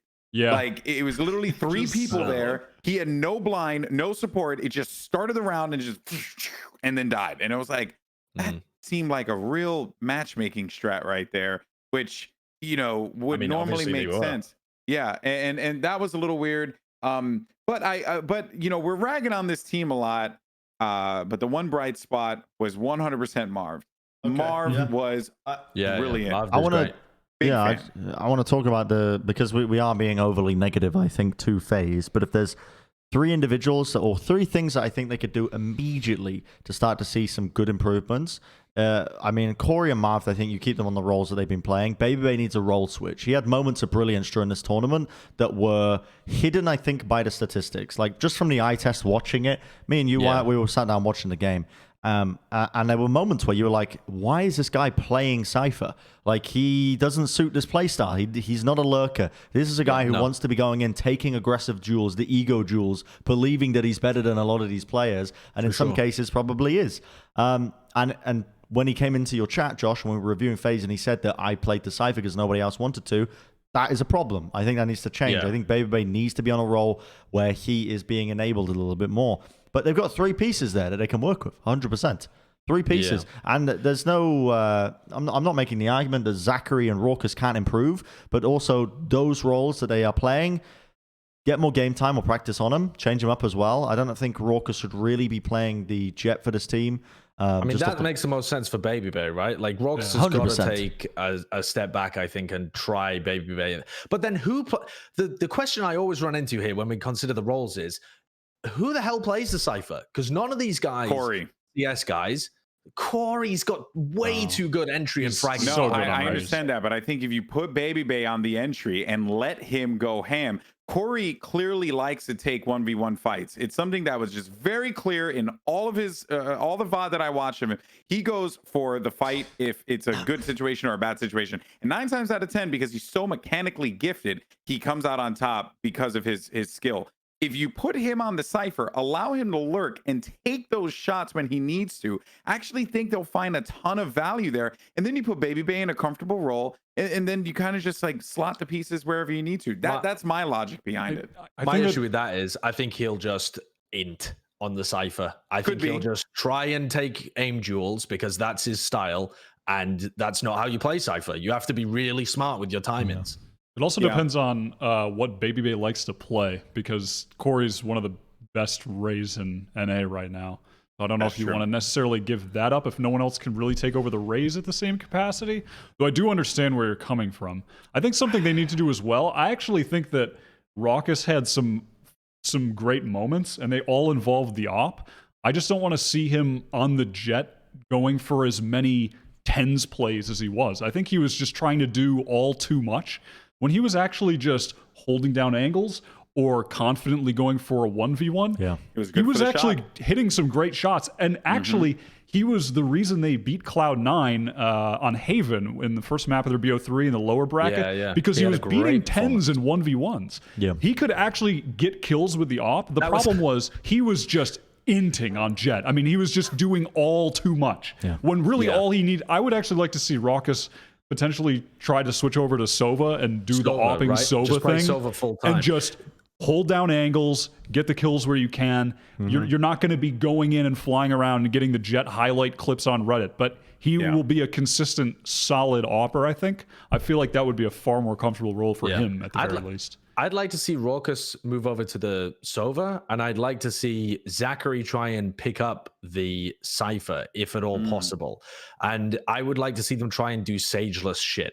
And that means that they're going to have to just copy a bunch of defaults from other teams that do that. Like, I don't think that team's got enough time to build out their own strats. But if you're going to copy Sage comps or going to copy non-Sage comps, I don't think it makes sense to be copying the ones with Sage in, because then it forces Baby Bay onto the Cypher. And that's just, I don't think that's going to work. I don't think it makes sense. Like, maybe they need even, I know this is way too early to say this, but maybe they need a roster swap at some point if nobody is willing to take up that role, because you need someone on the team that's going to take up that role. Like, what the hell are you going to do? Like, not run a Cypher, never have that kind of role. You need someone to own it. Doesn't make sense. You don't own it, it's a problem, man. And it's only going to come back to bite them in the ass more and more and more as they play in more tournaments. And that's my concern about this team, is that they're, I think that Jason R., I hate to say it, I mean, that probably was one of the wisest decisions he could have made, just like not getting involved and just backing away and saying like, I'm just going to go and do my own thing, because I think he kind of also saw the writing on the wall and was like, I don't think this is like a situation I necessarily want to be in. And also Corey was like, it's clear this team was built by Corey. Like, it's Corey is the person that constructed this team. There's no question in my mind that FaZe was like, at some point, Corey, just the keys to the castle are yours. And I think that was kind of the problem, because to not even have to not even inquire on previously to like what you can actually play, like, is a problem. Like, hearing Baby Bay saying, well, I picked up the Cypher because no one else wanted to play it. It's a freaking problem, man. Like, you have to build your rosters with purpose. That's exactly what and I know this is probably going to be one of the topics we talk about a little later. That's exactly what Immortals is doing right now. They're building their roster and putting players in with purpose, because they know that they lack in that role, and that is how they're building the team. But they also comes had back down role swaps too. Yeah, they had a ton of role swaps, but it also comes down to coaching, and that comes down to the players being bought into the system. And there's obviously some of these teams don't have that right now. Yeah. Well, they can also learn Cypher. They're fresh players. Like, there's so much room for these guys to learn and improve. Yeah. They just need someone to be able to teach them. In conclusion, they can be a great team. In conclusion, a lot of potential, a lot of problems. Yeah. Both foreseeable. Yeah. One of the key things that came out of this, I think, was the fact that we now have a cemented rivalry that's not some manufactured shit from another scene or whatever. It is purely grown in Valorant, and that is the fact that TSM and Sentinels now, they want to beat each other. They want to beat each other. Was it Hazed in the interview as well? Yeah. Who was like saying like, I just don't like Zoms. I loved that old man mature response to the young kid talking shit on the internet. Yeah. Like, I guess Zoms was he just decided to talk some shit on Hazed and Ranked. And so in the interview, Hazed just said like, yeah, he was talking shit, and I don't know him, so I don't like him, and I want to beat him. That was it. And I loved that. I love it. So there's beef out of the game, and then in the game, these teams are just being trading blows so often from these tournaments, going back and forth between the #1 position in NA. It is a joy to watch, and now you've got this rivalry that occurs. This is the thing that people are going to be talking about, an actual storyline. So finally, maybe, not naming any names, but maybe people can stop saying, Sinatra, that's the Overwatch player.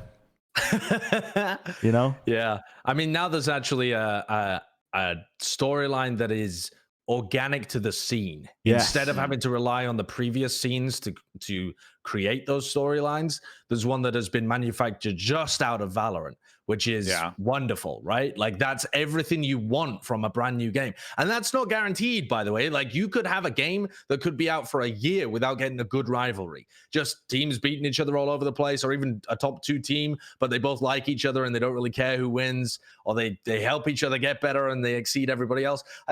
This is something wonderful for the viewership and for the like audience to get latched onto. Yeah, I'm gonna give Moses a lot of credit, by the way, the host of the event, because he lives for this shit. Like, that's his jam. he just likes to be able to egg people on in order to get what he wants. And I think he knew that it was ripe and ready to go at that post game interview. Yeah, he knew that he was going to be able to pull that out. Moses is really good. Moses has been good in his tournaments. Yeah, I know, hilarious. But it's just good to see that there's a host, like, because I know, like, I would actually be a little trepidatious as a host to ask that question because it's not my style. But because Moses is that kind of a dude to just be like, all right, so tell me the reasons why you guys just fucking hate each other, you know, and then people are just like, oh, okay, yeah, let's go ahead and dive into this. It was great. Yeah, good moment. I think this is also a good time as well to talk about FaZe development as well, because it's all good if you have this rivalry and FaZe continues to look like he's in a retirement home. But my God, did he burnt down the retirement home with Cutler still inside. He set it on fire and he came out and he just decided to become youthful again. He supped at the fountain of youth and became one with the game. It's unreal. For me, he was my MVP of the tournament. Yep. Because I think it was his level of increased impact over their previous outings against Sentinels that got them the win here. He was unbelievably good, and the thing that was so astounding to me, and what I found so cool, was that everything he was doing was intelligence based. It was knowledge of the map, where his opponents were, what he has in his kit. All the additional kills he's now getting were just based on playing intelligently, and it was just beautiful to watch. It didn't look like a flash in the pan, like he's just having a god mode moment where he's just clutching here and clutching there and hitting every shot. He was actually just playing so intelligently. Yeah, he genuinely gained 50 IQ points from the last tournament. It was astounding. Do you think he's going to keep it up? Because I had the same impression as you, where I thought this might not be a one-off FaZe getting better. This might be a new look for FaZe, where he's actually this good for the future. I think it's a new look, because this was so clearly not. It just wasn't based around aim. You could see the reasons as the moments where he was getting these 2-3-man kills. When you were watching them play out, his aim, it was just good. He was hitting the shots, but it was just never the reason why, and that's the key. You can replicate your intelligent play, but you can't necessarily replicate a magical moment of hitting everything, right? Mm-hmm. I think he's actually going to maintain, maybe not at that exact peak level, but I think he's going to be at a much higher level than we've seen him for the most of Valorant. Cool. Yeah. Yeah, I think that, to just add to your point, I think part of the reason why so many people wrote off FaZe is because he is surrounded by some just tanks, right? Like really good players. It's actually really easy to write off Cutler and FaZe, but they actually bring so much value to that team outside of the game. And they're, I was talking to, I believe it was, I think it was Drone. I think it was Drone or Sub Rose. It was one of those two. But I was talking to them, and they were just like, basically just like, yeah, you know, like Cutler and FaZe just have, they bring us back down to earth whenever we need a reset, like a mental reset. Yeah. And that's vital to have. And you need that against Sentinels with the way that they were playing, right? You have their fans that are just, you know, for lack of a better term, obnoxious as hell, that are just yelling at you, right? Like on stream. Like someone came in my chat today and they were like, you know, casters are always so biased toward TSM. But, you know, I'm a Sentinels fan, so, you know, I just think they're all dumb. And I was like, yeah, of course you think casters are all biased toward TSM because because TSM, like, has won mostly everything, and Sentinels just started getting good. Remember when they sucked? Yeah, Pepperidge Farm remembers, you know, like, we all remember when they sucked. But I think that's just, as to highlight your point, it's just healthy for the game that there's already this organic rivalry that started.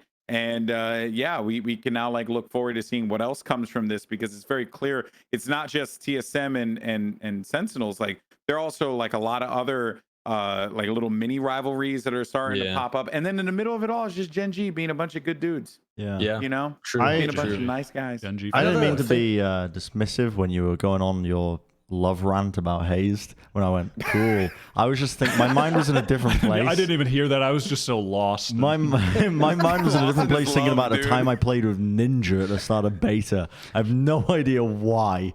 But yeah, go on, Josh. What were you gonna say? I was gonna say that Goldenboy just talking there about whether he had spoken to Drone or Sabrosa reminded me that this team also made an IGL swap just either before this tournament or right at the beginning of this tournament. I don't know the exact timing. Where Sabrosa is right, okay. Where Sabrosa is now taking over the IGL duties, and I don't know whether that also factored into the compositional changes that they made, but they looked significantly better in terms of their play style and their adaptations and their prep that they had done and their in-game calling as well. Now, obviously not all of that is going to be Sabrosa.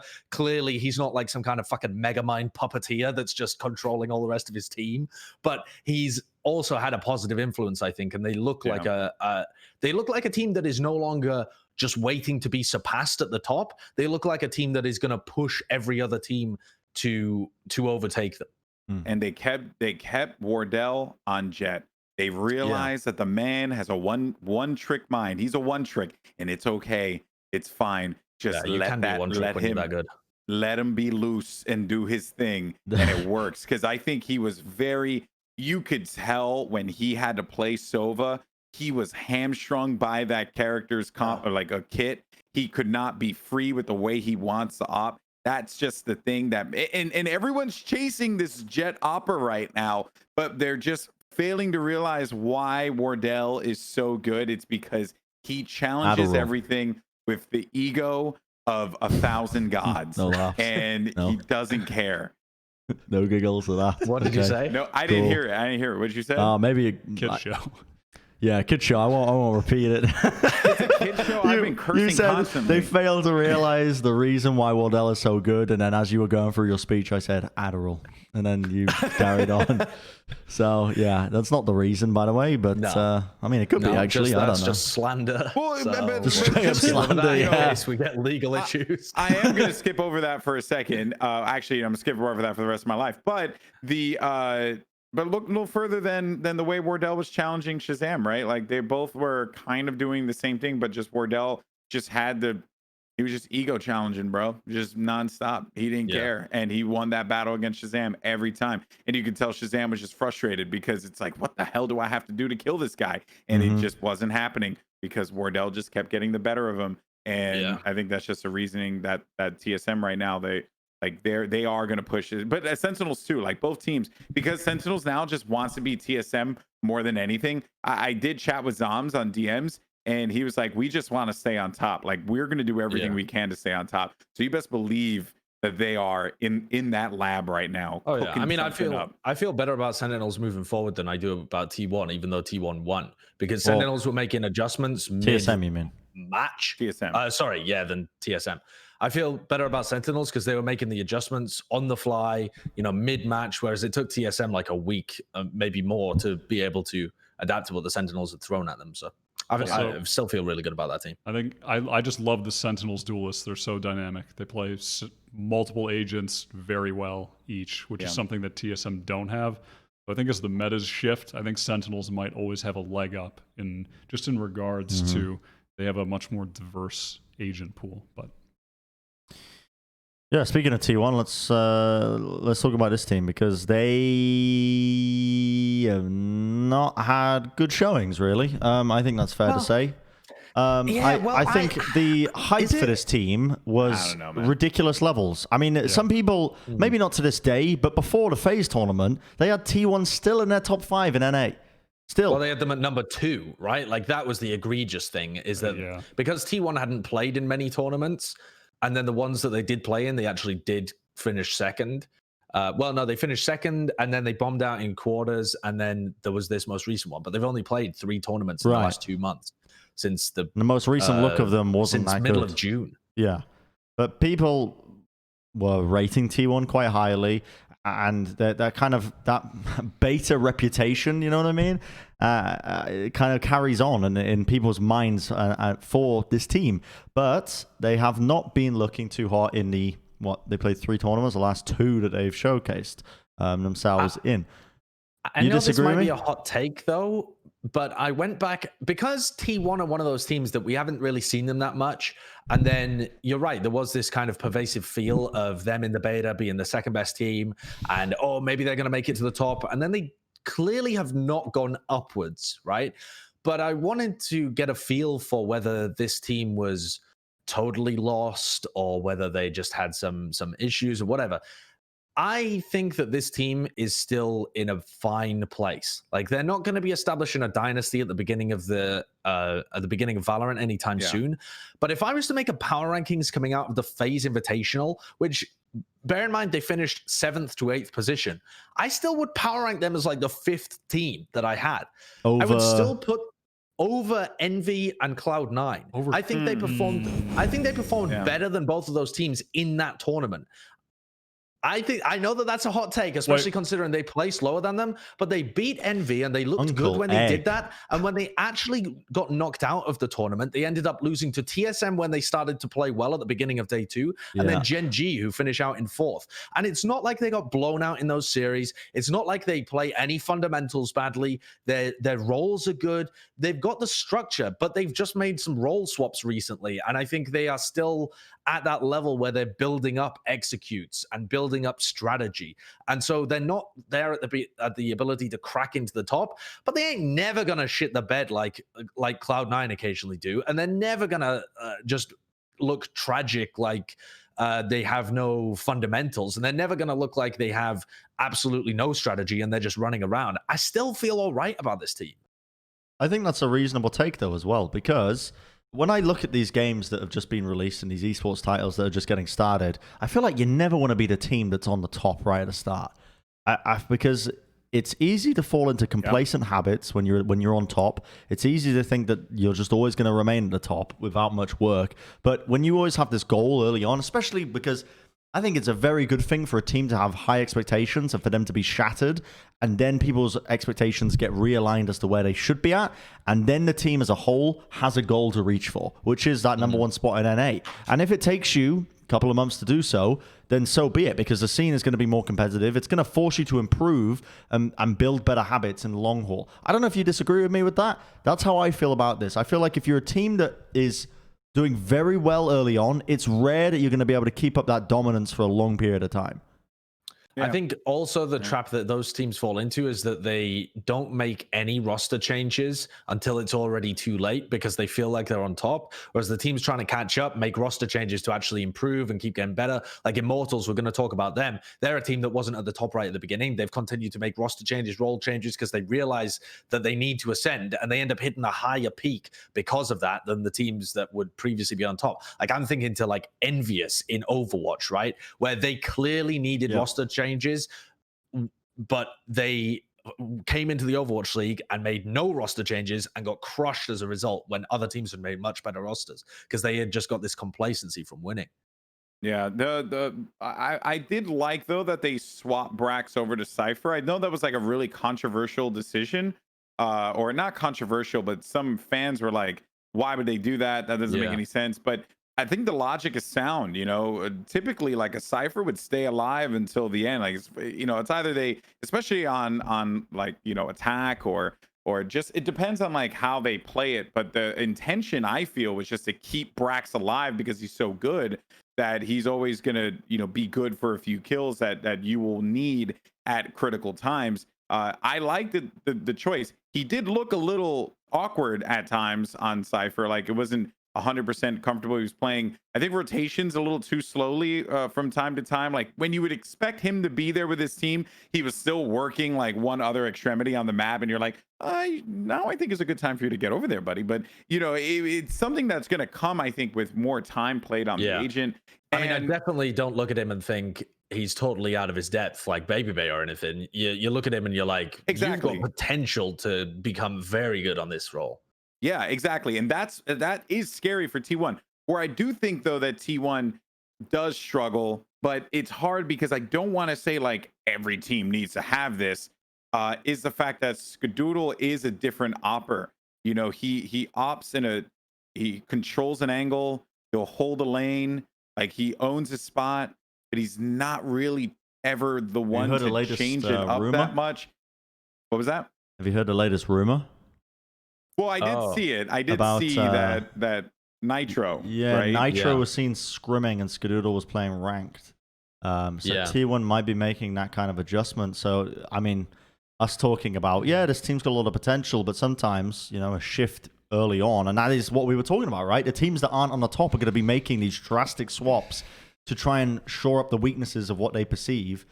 This might be one of them. That is an outrageous swap. An Nitro for Skadoodle, well, yeah. Have we seen, I don't know if we've really seen much of Nitro. I haven't seen Nitro play at all. Yeah, maybe I've never seen him play. I'm just there. assuming he would be incredible. But he's also an IGL, right? And an AWPer, so it fits really nicely for this team in theory if he actually adopts to the game well. Honestly, yeah, it seems like watching the team and watching, I mean, I don't want to guess too hard, but like from watching Skadoodle's stream when he was streaming tournaments previously, the last one they were in, I don't know. It just seems like he wasn't necessarily as competitive. I don't want to put this on him, but it felt like he didn't have the competitive intensity that he used to when he was playing CS. Like, I think he wanted to play on the team initially, but then maybe it seemed like it reverted back to, I actually do just want to be a streamer, which is what he had decided previously. He just wanted to be a content creator. I actually think it seems like he might just want it. He realized for a second time, like, yeah, I really do just want to be a content creator at the end of the day. Yeah. Like, and that's also Ace, look at Shroud, right? Like all of them, right? There was like the rumor Shroud was going to come back, and then everyone's like, Ace, well, you're so good. Why don't you play? And it's like, dude, you know, Ace goes live. He's got like 10,000 viewers. Shroud goes live. He has almost 100,000 viewers. Skadoodle could easily just be playing games with them and getting a ton of viewership, and he'll be okay. And you know, you're good. I get it. For me, though, to see T1 still be figuring out their roles, like they've only recently swapped Skadoodle off the Sage, right? He used to be an AWPing Sage, which didn't make much sense at the beginning, and it was only during the PAX Invitational. No, actually, it was it was PAX Invitational. They swapped Sage was pretty common though. Huin was doing the same. It was thing in the too. past, yeah. But all of those teams have made swaps since then because they realized that it was bad. So they swapped that during the PAX Invitational, and then they swapped roles again recently, just right for this one as well, to move Brax over to the Cypher.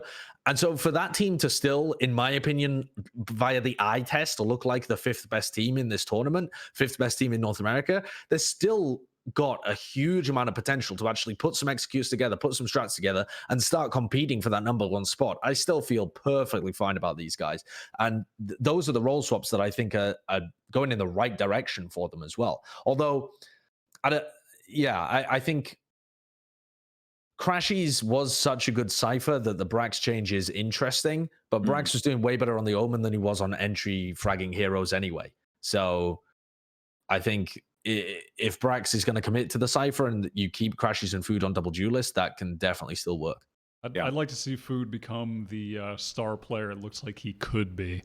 If you watch his games against the lower tier, like just hovering around the top 10, or like a little outside of the top 10, his performances against those teams are among the most dominant you'll see from any player. He's dropping like 50 for 20 against like a team you would rate maybe like 12th, 11th, 10th, which is a level of domination you don't see from many players, if any at all. But then when it comes down to the later tournament BO3s, he is just not impactful in the same way. And watching his gameplay, it seems like he seems to go for a lot of like meme type angles or holds, plays. like little gimmick holds. And against the higher level teams, he just gets traded out. But against the lower level teams, he's hiding in a sneaky spot. He gets 2 or 3. But he clearly has the potential, in my opinion, to be a real star rifler. I would like to see him reach that. Cool. So the title of this podcast will be T1 Next Best Team in America. Sure. Yeah. Nitro confirmed. Nitro confirmed. That's a big one. The Immortals. I call them the Immortals. Don't know why. We're cool like that, I guess. I do as well. I've been calling them the Immortals for a while, and also Sentinels. For some reason, when I casted Immortals at E-League at Overwatch, I was like so hell bent on I kept calling them the Immortals, and they've leaned into it, so I think it's fine. You're good, Bren. Yeah, I mean, I think it's just because I say when I'm casting Overwatch, it's the San Francisco Shock, or the Valiant, or the Boston Uprising. God forbid, if I'm ever casting that team. But yeah, anyway, Immortals have been trying to make some changes, actually. They are one of the more adaptive teams that we have in NA that seem quite hell-bent on self-improvement and not just stagnation in the same 5 players. And a big part of this is because of the coaching staff. We've said on previous episodes of the podcast, you got Gumba, who's come in over from Overwatch. He's brought over that Overwatch League style of coaching, which is always mix and matching, a lot of VOD review, always looking for ways to shore up this team, and not really thinking about a roster as 5, but thinking about, what additional pieces can we add to that? That's that Overwatch League style where you had these rosters potentially filled with 12 players and trying to find the appropriate solutions for them. They've made some changes. We briefly mentioned it earlier in this episode. Dicey's come in. Bjor is going to be gone from this team now. And Dicey's been playing for a little bit of time with this team. And they have looked better with Dicey's now playing this Jett for them. Apparently Dicey came from ranked as well. Yeah, I was looking. He played for Prospects, though, didn't he? He was on Prospects, but I was looking into it, like who is this guy? I was trying to find, like, does he have an ESCA? Is he from CS? And I just as I started looking at that, I went to his Twitter, and he just had happened to post, like, damn, a couple months ago I was just playing games for fun, and now I'm a pro on Immortals. And then I'm like, okay, let's dig a little deeper. And then I went into his Twitch, and I looked for, like, age-old clips. And a year ago, he was just playing Crunker.io, like the browser FPS game. And now he's just a pro. And I don't know if he ever played any CS or Overwatch. I mean, I don't know. That's all I know is he played Crunker. Is this our first pro-only Valorant player? Yeah. And that's the future of the game, as is always the case. The this game players will be replaced by... But it would make sense that Immortals would be the team to actually have that player, right? Of course. When they are not set on stone in picking up CS players. They are happy to have a look at any player from any game background, whatever, and as long as they think that there's potential in you, they will try you out and help you up. This is the clip. There's some Crunker for you. Some Crunker.io. Crunker.io. This is what he was playing? Yeah, I play Crunker quite a bit, actually. It's quite fun. Dude, okay. What an absolute crackhead. It's like Minecraft, Call of Duty ish type of game. Like it's just like, I found it because I wanted to have a game where I could work on, like, that I have like zero investment into, because I switched from controller to keyboard to mouse like 3 months ago. So I wanted to have a game that I could, like, make a random ass account and just throw and just shoot and just go wild. And Crunker was that game. Turns out it's a really, really fun game. Quite enjoyable to play. But I did want to say, though, Bren, how much is Immortals paying you? Because you really just seem to be on the like, dude, you predicted Immortals to win. I want to say it was T1 Showdown. T1 Nerd Street. Yeah. T1 Nerd Street. You predicted Immortals to win, and I was like, Bren, you are ambitious. And then ever since then, you've been singing their praises. And I've actually, while I've casted, I don't know if you've ever heard a single cast of mine, but I have called you out before for your absolute love of Immortals. Okay, it's not a love. It's more the fact that Gangster boosts me in ranked indirectly, whether he realizes or not. When he plays with me, it is like I now have the foundation for me to go wild, In ranked, it's a bit of a wild west, but when I have a solid rock next to me that I can lean on, sometimes more times than most, but I will lean on him, and they provide me that support, and I provide them the support through the internet, through talking through podcasts. Well, though, if you look at the results that they've been able to get over the relevant period of time from now, so we're talking like late June until now, they've been putting up some very good results. And if you value consistency over they're basically vying for third place versus C9, who go from second place to being eliminated in like early rounds, right? Like they oscillate so much, they're so variable that it's either you put Cloud9 in third place because they've had so many silver place finishes, or you put Immortals there because they finished third in every single tournament that they play in. I mean, they've gone out in quarters a couple of times. No one does respect Gen G. Yeah, poor Wyatt. Nobody respects Gen G except for me, the biggest Gen G fanboy. I love Gen G. Gen G are great, but they are clearly one step behind Immortals, right? Like they always seem to finish one step behind Immortals. They've occasionally won a tournament, but usually they finish right behind them. occasionally won a tournament. I don't think you could say, okay. They won outnumbered. You got the only two Gen G fans. Both the Gen G fanboys in one call. I just think that if you're going to say that Immortals are going to be number three competing with Cloud9, I think you have to say Cloud9 and Gen G. Or preferably and Gen G and Cloud9. But go on. I think, though, that they have performed more consistently in recent tournaments above the level of Gen G, and I think their trajectory is headed up there as well. They absolutely dismantled. Just to talk about Gen G for a bit, Gen G are definitely the most strategically sound team when it comes to North America. Like, their plays are fantastic. They are readable like a book, though, as well. You look at the Immortals Gen G game, and it was a lesson in hard reading Gen G. They didn't hit a bomb site on bind without all 5 Gen G, without all 5 Immortals players being there to defend. Like, they didn't even bother leaving a single player on the other side because they knew the hit was coming through. Because Immortals always play by the playbook. They don't run. Sorry, Gen G always play by the playbook. They never run, more like fluid default kind of setups. So I think the Immortals have got some of that, but their more fluid style of play as well just pushes them over the top in most of those situations. Yeah, well, it also helps too when you have my favorite player, Asuna, and not just because I'm a sword art. Dude, we're symbiotic. Keep going. Dude, that's it, man. I love Asuna. I think he's a great player. He opens up the map for his team so much. Yep. And really allows them the space to be able to do what they need to do. And the combo of him and Dicey is going to be quite scary because they could really do some damage. Like, you got Asuna just working on A site, like doing his thing on bind, and then you can have like Dicey just patrolling above or going heaven or maybe playing B. Like, the options are endless with the way that they play.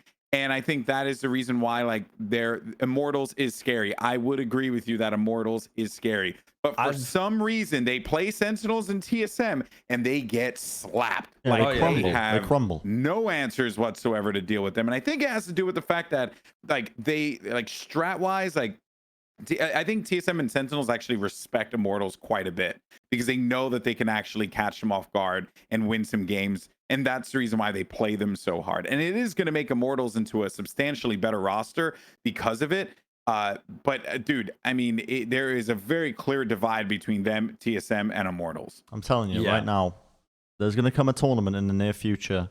I don't know when, but I'm going to be watching it. I'm going to be getting absolutely tilted, listening to the analysis, and everybody underrates Immortals. And it's going to be the tournament where they just go on an absolute tear. And they potentially could going straight through. Yeah, they could. Because this team just. Sorry, Josh. I don't want to interrupt you. Yeah, go ahead. Go on. I was going to say, I've got a bit of a lava hot take for you, Bren. Okay. Oh lordy. Yeah, it feels bad even how hot take is it? Wait, go on. I mean, this is pretty hot. All right, with Immortals signing Dicey and moving Stanny over to a role where he's actually been fragging on the Omen, on the Brim, right? He's actually been putting up pretty good performances, unlike what he was doing when he was playing the Cypher. Has this team got the best all-round fragging in NA? No. And which team would you say has them beaten? Sentinels. Yeah, dude, why we're one and the same, bro? You would say Sentinels? Of course. I think TSM. My God. All right, get this, dude. Get the take. I think out TSM, of here. Dude. I think Sentinels are pretty excellent, but I don't know whether I would put what's next on the docket. Shazam and Zoms on the same. You would put Shazam on the. All right. What's next on the docket? Shazam is a more safe player. They don't run him on the Jett. They run him on the Sova. He's not supposed to be the big, run him on Jett. I mean, they don't run him often on the Jett. I do want Haven where he top right against TSM in the grand final. He has least play on Jett. He has least play on Jett. Josh, if you were to create a point system where you had to apply a number from 1 to 10 in terms of fragging potential for every player, are you trying to imply that Immortals have a high average across the board, or that they have the highest total points? Because I would say, like I'm saying here, this was a lava hot take that my brain cooked up without thinking through it properly. I didn't think it through. Because just if you think about, Sick and Dapper compared to the other three outside of Asuna and Dicey. Come on, bro. all right, I mean, Cola. But I will say, Cola's been pretty good on the new Cypher role, but not as good as Dapper. Yeah. And then Stani's pretty similar to Zoms now that he's in that new role. Yeah. And then you're comparing Dicey, Asuna, and Gangster. Like that trio to me, that's a great trio. Is a really powerful trio. It's a great trio. True. I think Dicey is. Dicey is exactly what that team was missing, though. They needed another firepower player. They just had too many. They had too many support role players, and then you were relying on just Asuna. I think this was the perfect pickup. Yeah. Now, if I'm a smart person, though, I am going to try, and I'm one of these teams that's trying to build a roster. I will pick up Bjor because I do think Bjor was solid. He's just a stable player to have on a roster, like a guy that is going to be good. He's going to do the job right. He's not flashy, but I would. So I'm sorry, I didn't mean to sidetrack, but I do feel bad for Bjor because I like Bjor on that roster quite a bit. And it's a shame, but you guys are right. They needed heavy firepower, and they got that with a kid from Ranked. The more I think about my hot take, the less I agree with my own. The more I think about your hot take, the more I agree with it. Oh no! What's next on the docket? I think I've had enough. I'm thinking about Cola. I'm thinking about this entire team. They got some fraggers on that team, and like if I was to apply a point system, I think in total they would beat out most other teams. But the issue is, well, you've got Wardell and 10s who are operating at 9s and 10s. Like Asuna at his peak, I would say would be like an 8, maybe a 9. You know what I mean? He's a 9, dude. You're crazy. I think he's on the same level as those guys. He just doesn't hit the peak the same. Like, right, but I think you might be onto something, man. I think this. No, you're not.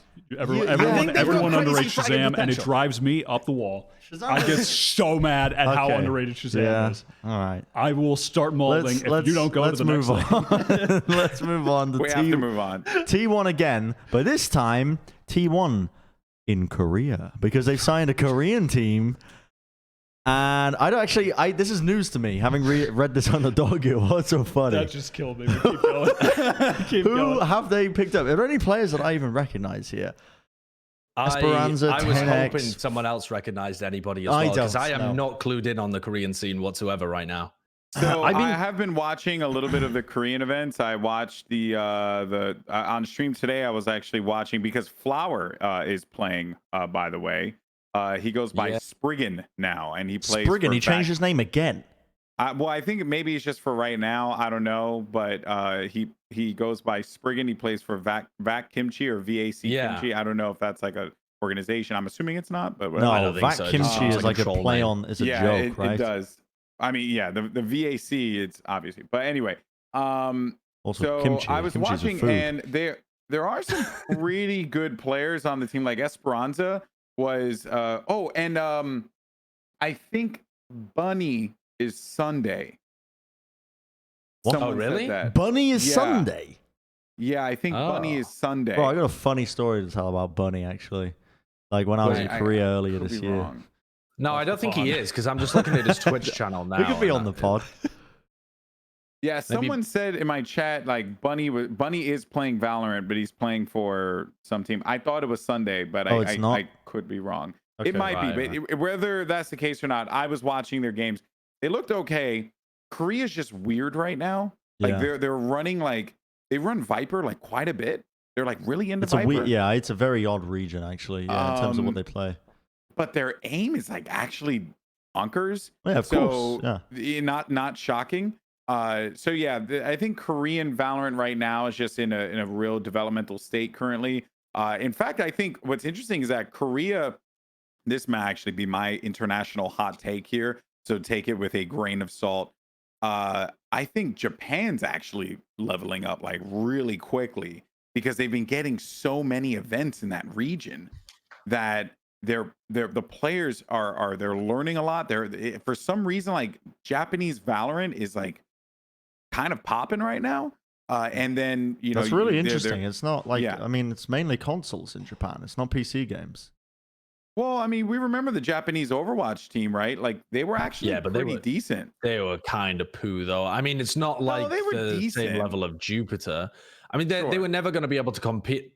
It's not like, I mean, our first. At best, they got the BlizzCon. At best, they got the BlizzCon, and then that was it. I understand. Yeah.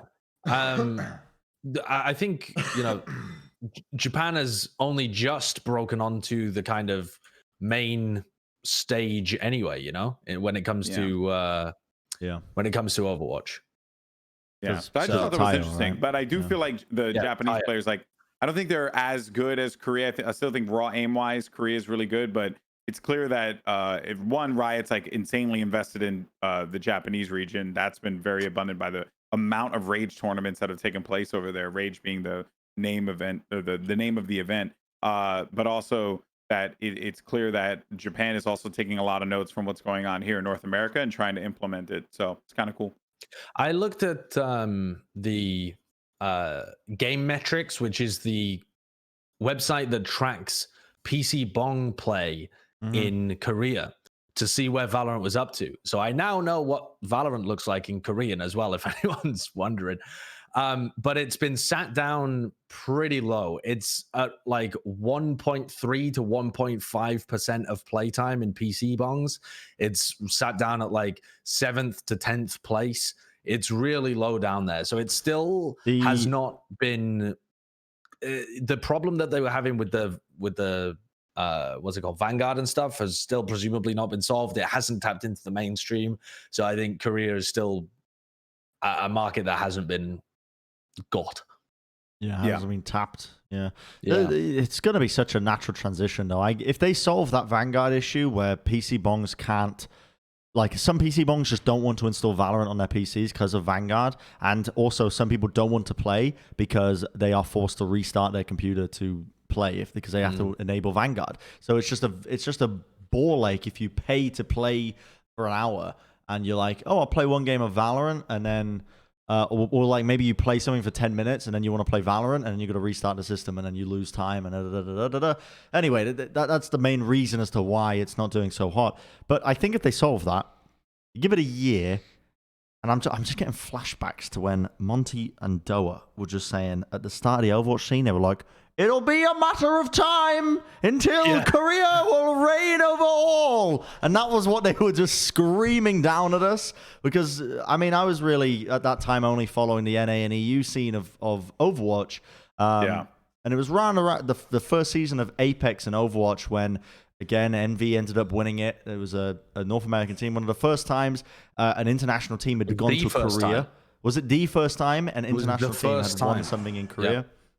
Yeah, like broke stuff, broke records and everything. But then it was Monty and Doa who were just screaming from the heavens about how dominant Korea was going to be. And, I believe them. They had a lot of experience. These guys have been in the scene for a long time comparatively to me back then. And it became true. And now I'm kind of seeing similar patterns, I think. And it comes down to a discussion I was having with Jack in the house, actually. We were having a discussion about why is it that Korean esports players or teams seem to perform better than other regions. And Jack actually wrote a dissertation on this. Really? Yeah, he wrote a dissertation about the differences between it. And one of the conclusions he came to was that it was mainly cultural. Like a country that has recently been through some kind of wartime is, generally speaking, has a general sense of collectiveness that's kind of missing in the US. And there's a theory that it kind of pierces into team environments in competitive play. And NA is, as a region, less so to EU, because EU is kind of, in a lot of ways, in more liberal countries as well, a lot more about collectiveness. I'm thinking about the Scandinavian countries and stuff. But North America, a lot more individualism, a lot more, I have to make the play. I have to make the big play, as opposed to team play, which is very. I think it's an interesting take. It's an interesting look at that, and I think given enough time, because another thing that's very, very looked up at in Korean culture is hard work, a good work ethic. Being able to just grind at something and master something is looked at as something to be, you know, worthwhile to even achieve or to go to. Yeah. So I think given enough time, Korea could be pretty dominant at this game. I don't agree with the conclusion that there's going to be dominance, because I think for starters they would have to really engage with the game at the same kind of levels that I said they would have to for Overwatch. Pretty dominant. What the hell does that even mean? So it means I'm covering all my bases here. I'm not saying they're going to be the best region, but I'm saying they're going to be competitive. Yeah. All right. Well, competitive is, yeah, it makes a lot of sense. I think any game that they sink their teeth into, and actually a large proportion of the population that plays video games ends up playing that game, they'll be good at. Like, that will definitely happen. But also, Valorant has the potential to be even more global than Overwatch did. And Overwatch is even more global than something like CS. So in CS, you've broadly speaking got Europe versus North America and then some of Latin America. Whereas China as well, to a lesser Overwatch, extent. you've got much more China and Korea as well. But in Valorant, you have the potential for China and Korea and Japan and Latin America to all be added in together. And that is enormous. Like, there's been no game, as far as I'm aware, that has that kind of reach. Yeah, it's pretty incredible. And also, I was going to say at some point I wanted to just throw in my the Brazilian scene looks really, really good. Just throw that out there. I don't know if you guys have watched much, but I haven't watched they any. look. Is it just the top team, Gamelanders, or is it Gamelanders everybody? look unbelievably good. They have a few players on that team, namely MW Zera. Just they look really good. That's I mean, it makes sense, obviously, given the affinity for Counter-Strike in the country. So you also have to understand too, right? For a lot of these, like one thing that that will always, there was two games that blew my mind with how they treated their international audience. So the first one was Smite, right? Because I remember when I did the first Smite World Championship, they had a couple of the Korean teams and a Chinese team come over, and they actually weren't half bad. But the problem was that they couldn't get the game to play in a complete version in China because certain gods were banned. In fact, even like the concept and everything of like gods were just banned in China. So they weren't able to play certain gods in the game, and that actually impacted their compositions, right? But there was like glimmers of hope. But the region that was constantly improving was South America. Just constant improvement you were seeing from them, because they were getting good games, and you were seeing that. So what did Hi-Rez do? They kind of just like stopped trying to make China work, and they just hard invested into Latin America, because they realized that like the game could run on pretty much anything, so might as well just do it. So that was the first game that I think just had a realization that like this thing wasn't going to work. And what this relates to Valorant, I'll explain in a second. And then the second game was Rainbow Six, because Rainbow Six, for some reason, I think it had to do with the fact that they had a few maps in Brazil in the game, as well as Brazilian operators and stuff. Well, like Rainbow Six also, just to interject, but they also had a big campaign at the time. I think it was Parker who was talking to me about this. Who's a Rainbow Six commentator, but he said Ubisoft recognized that they had a huge monopoly, because all of the cafes, the internet cafes, they basically just gave Rainbow Six for free to every internet cafe in Brazil. Yeah.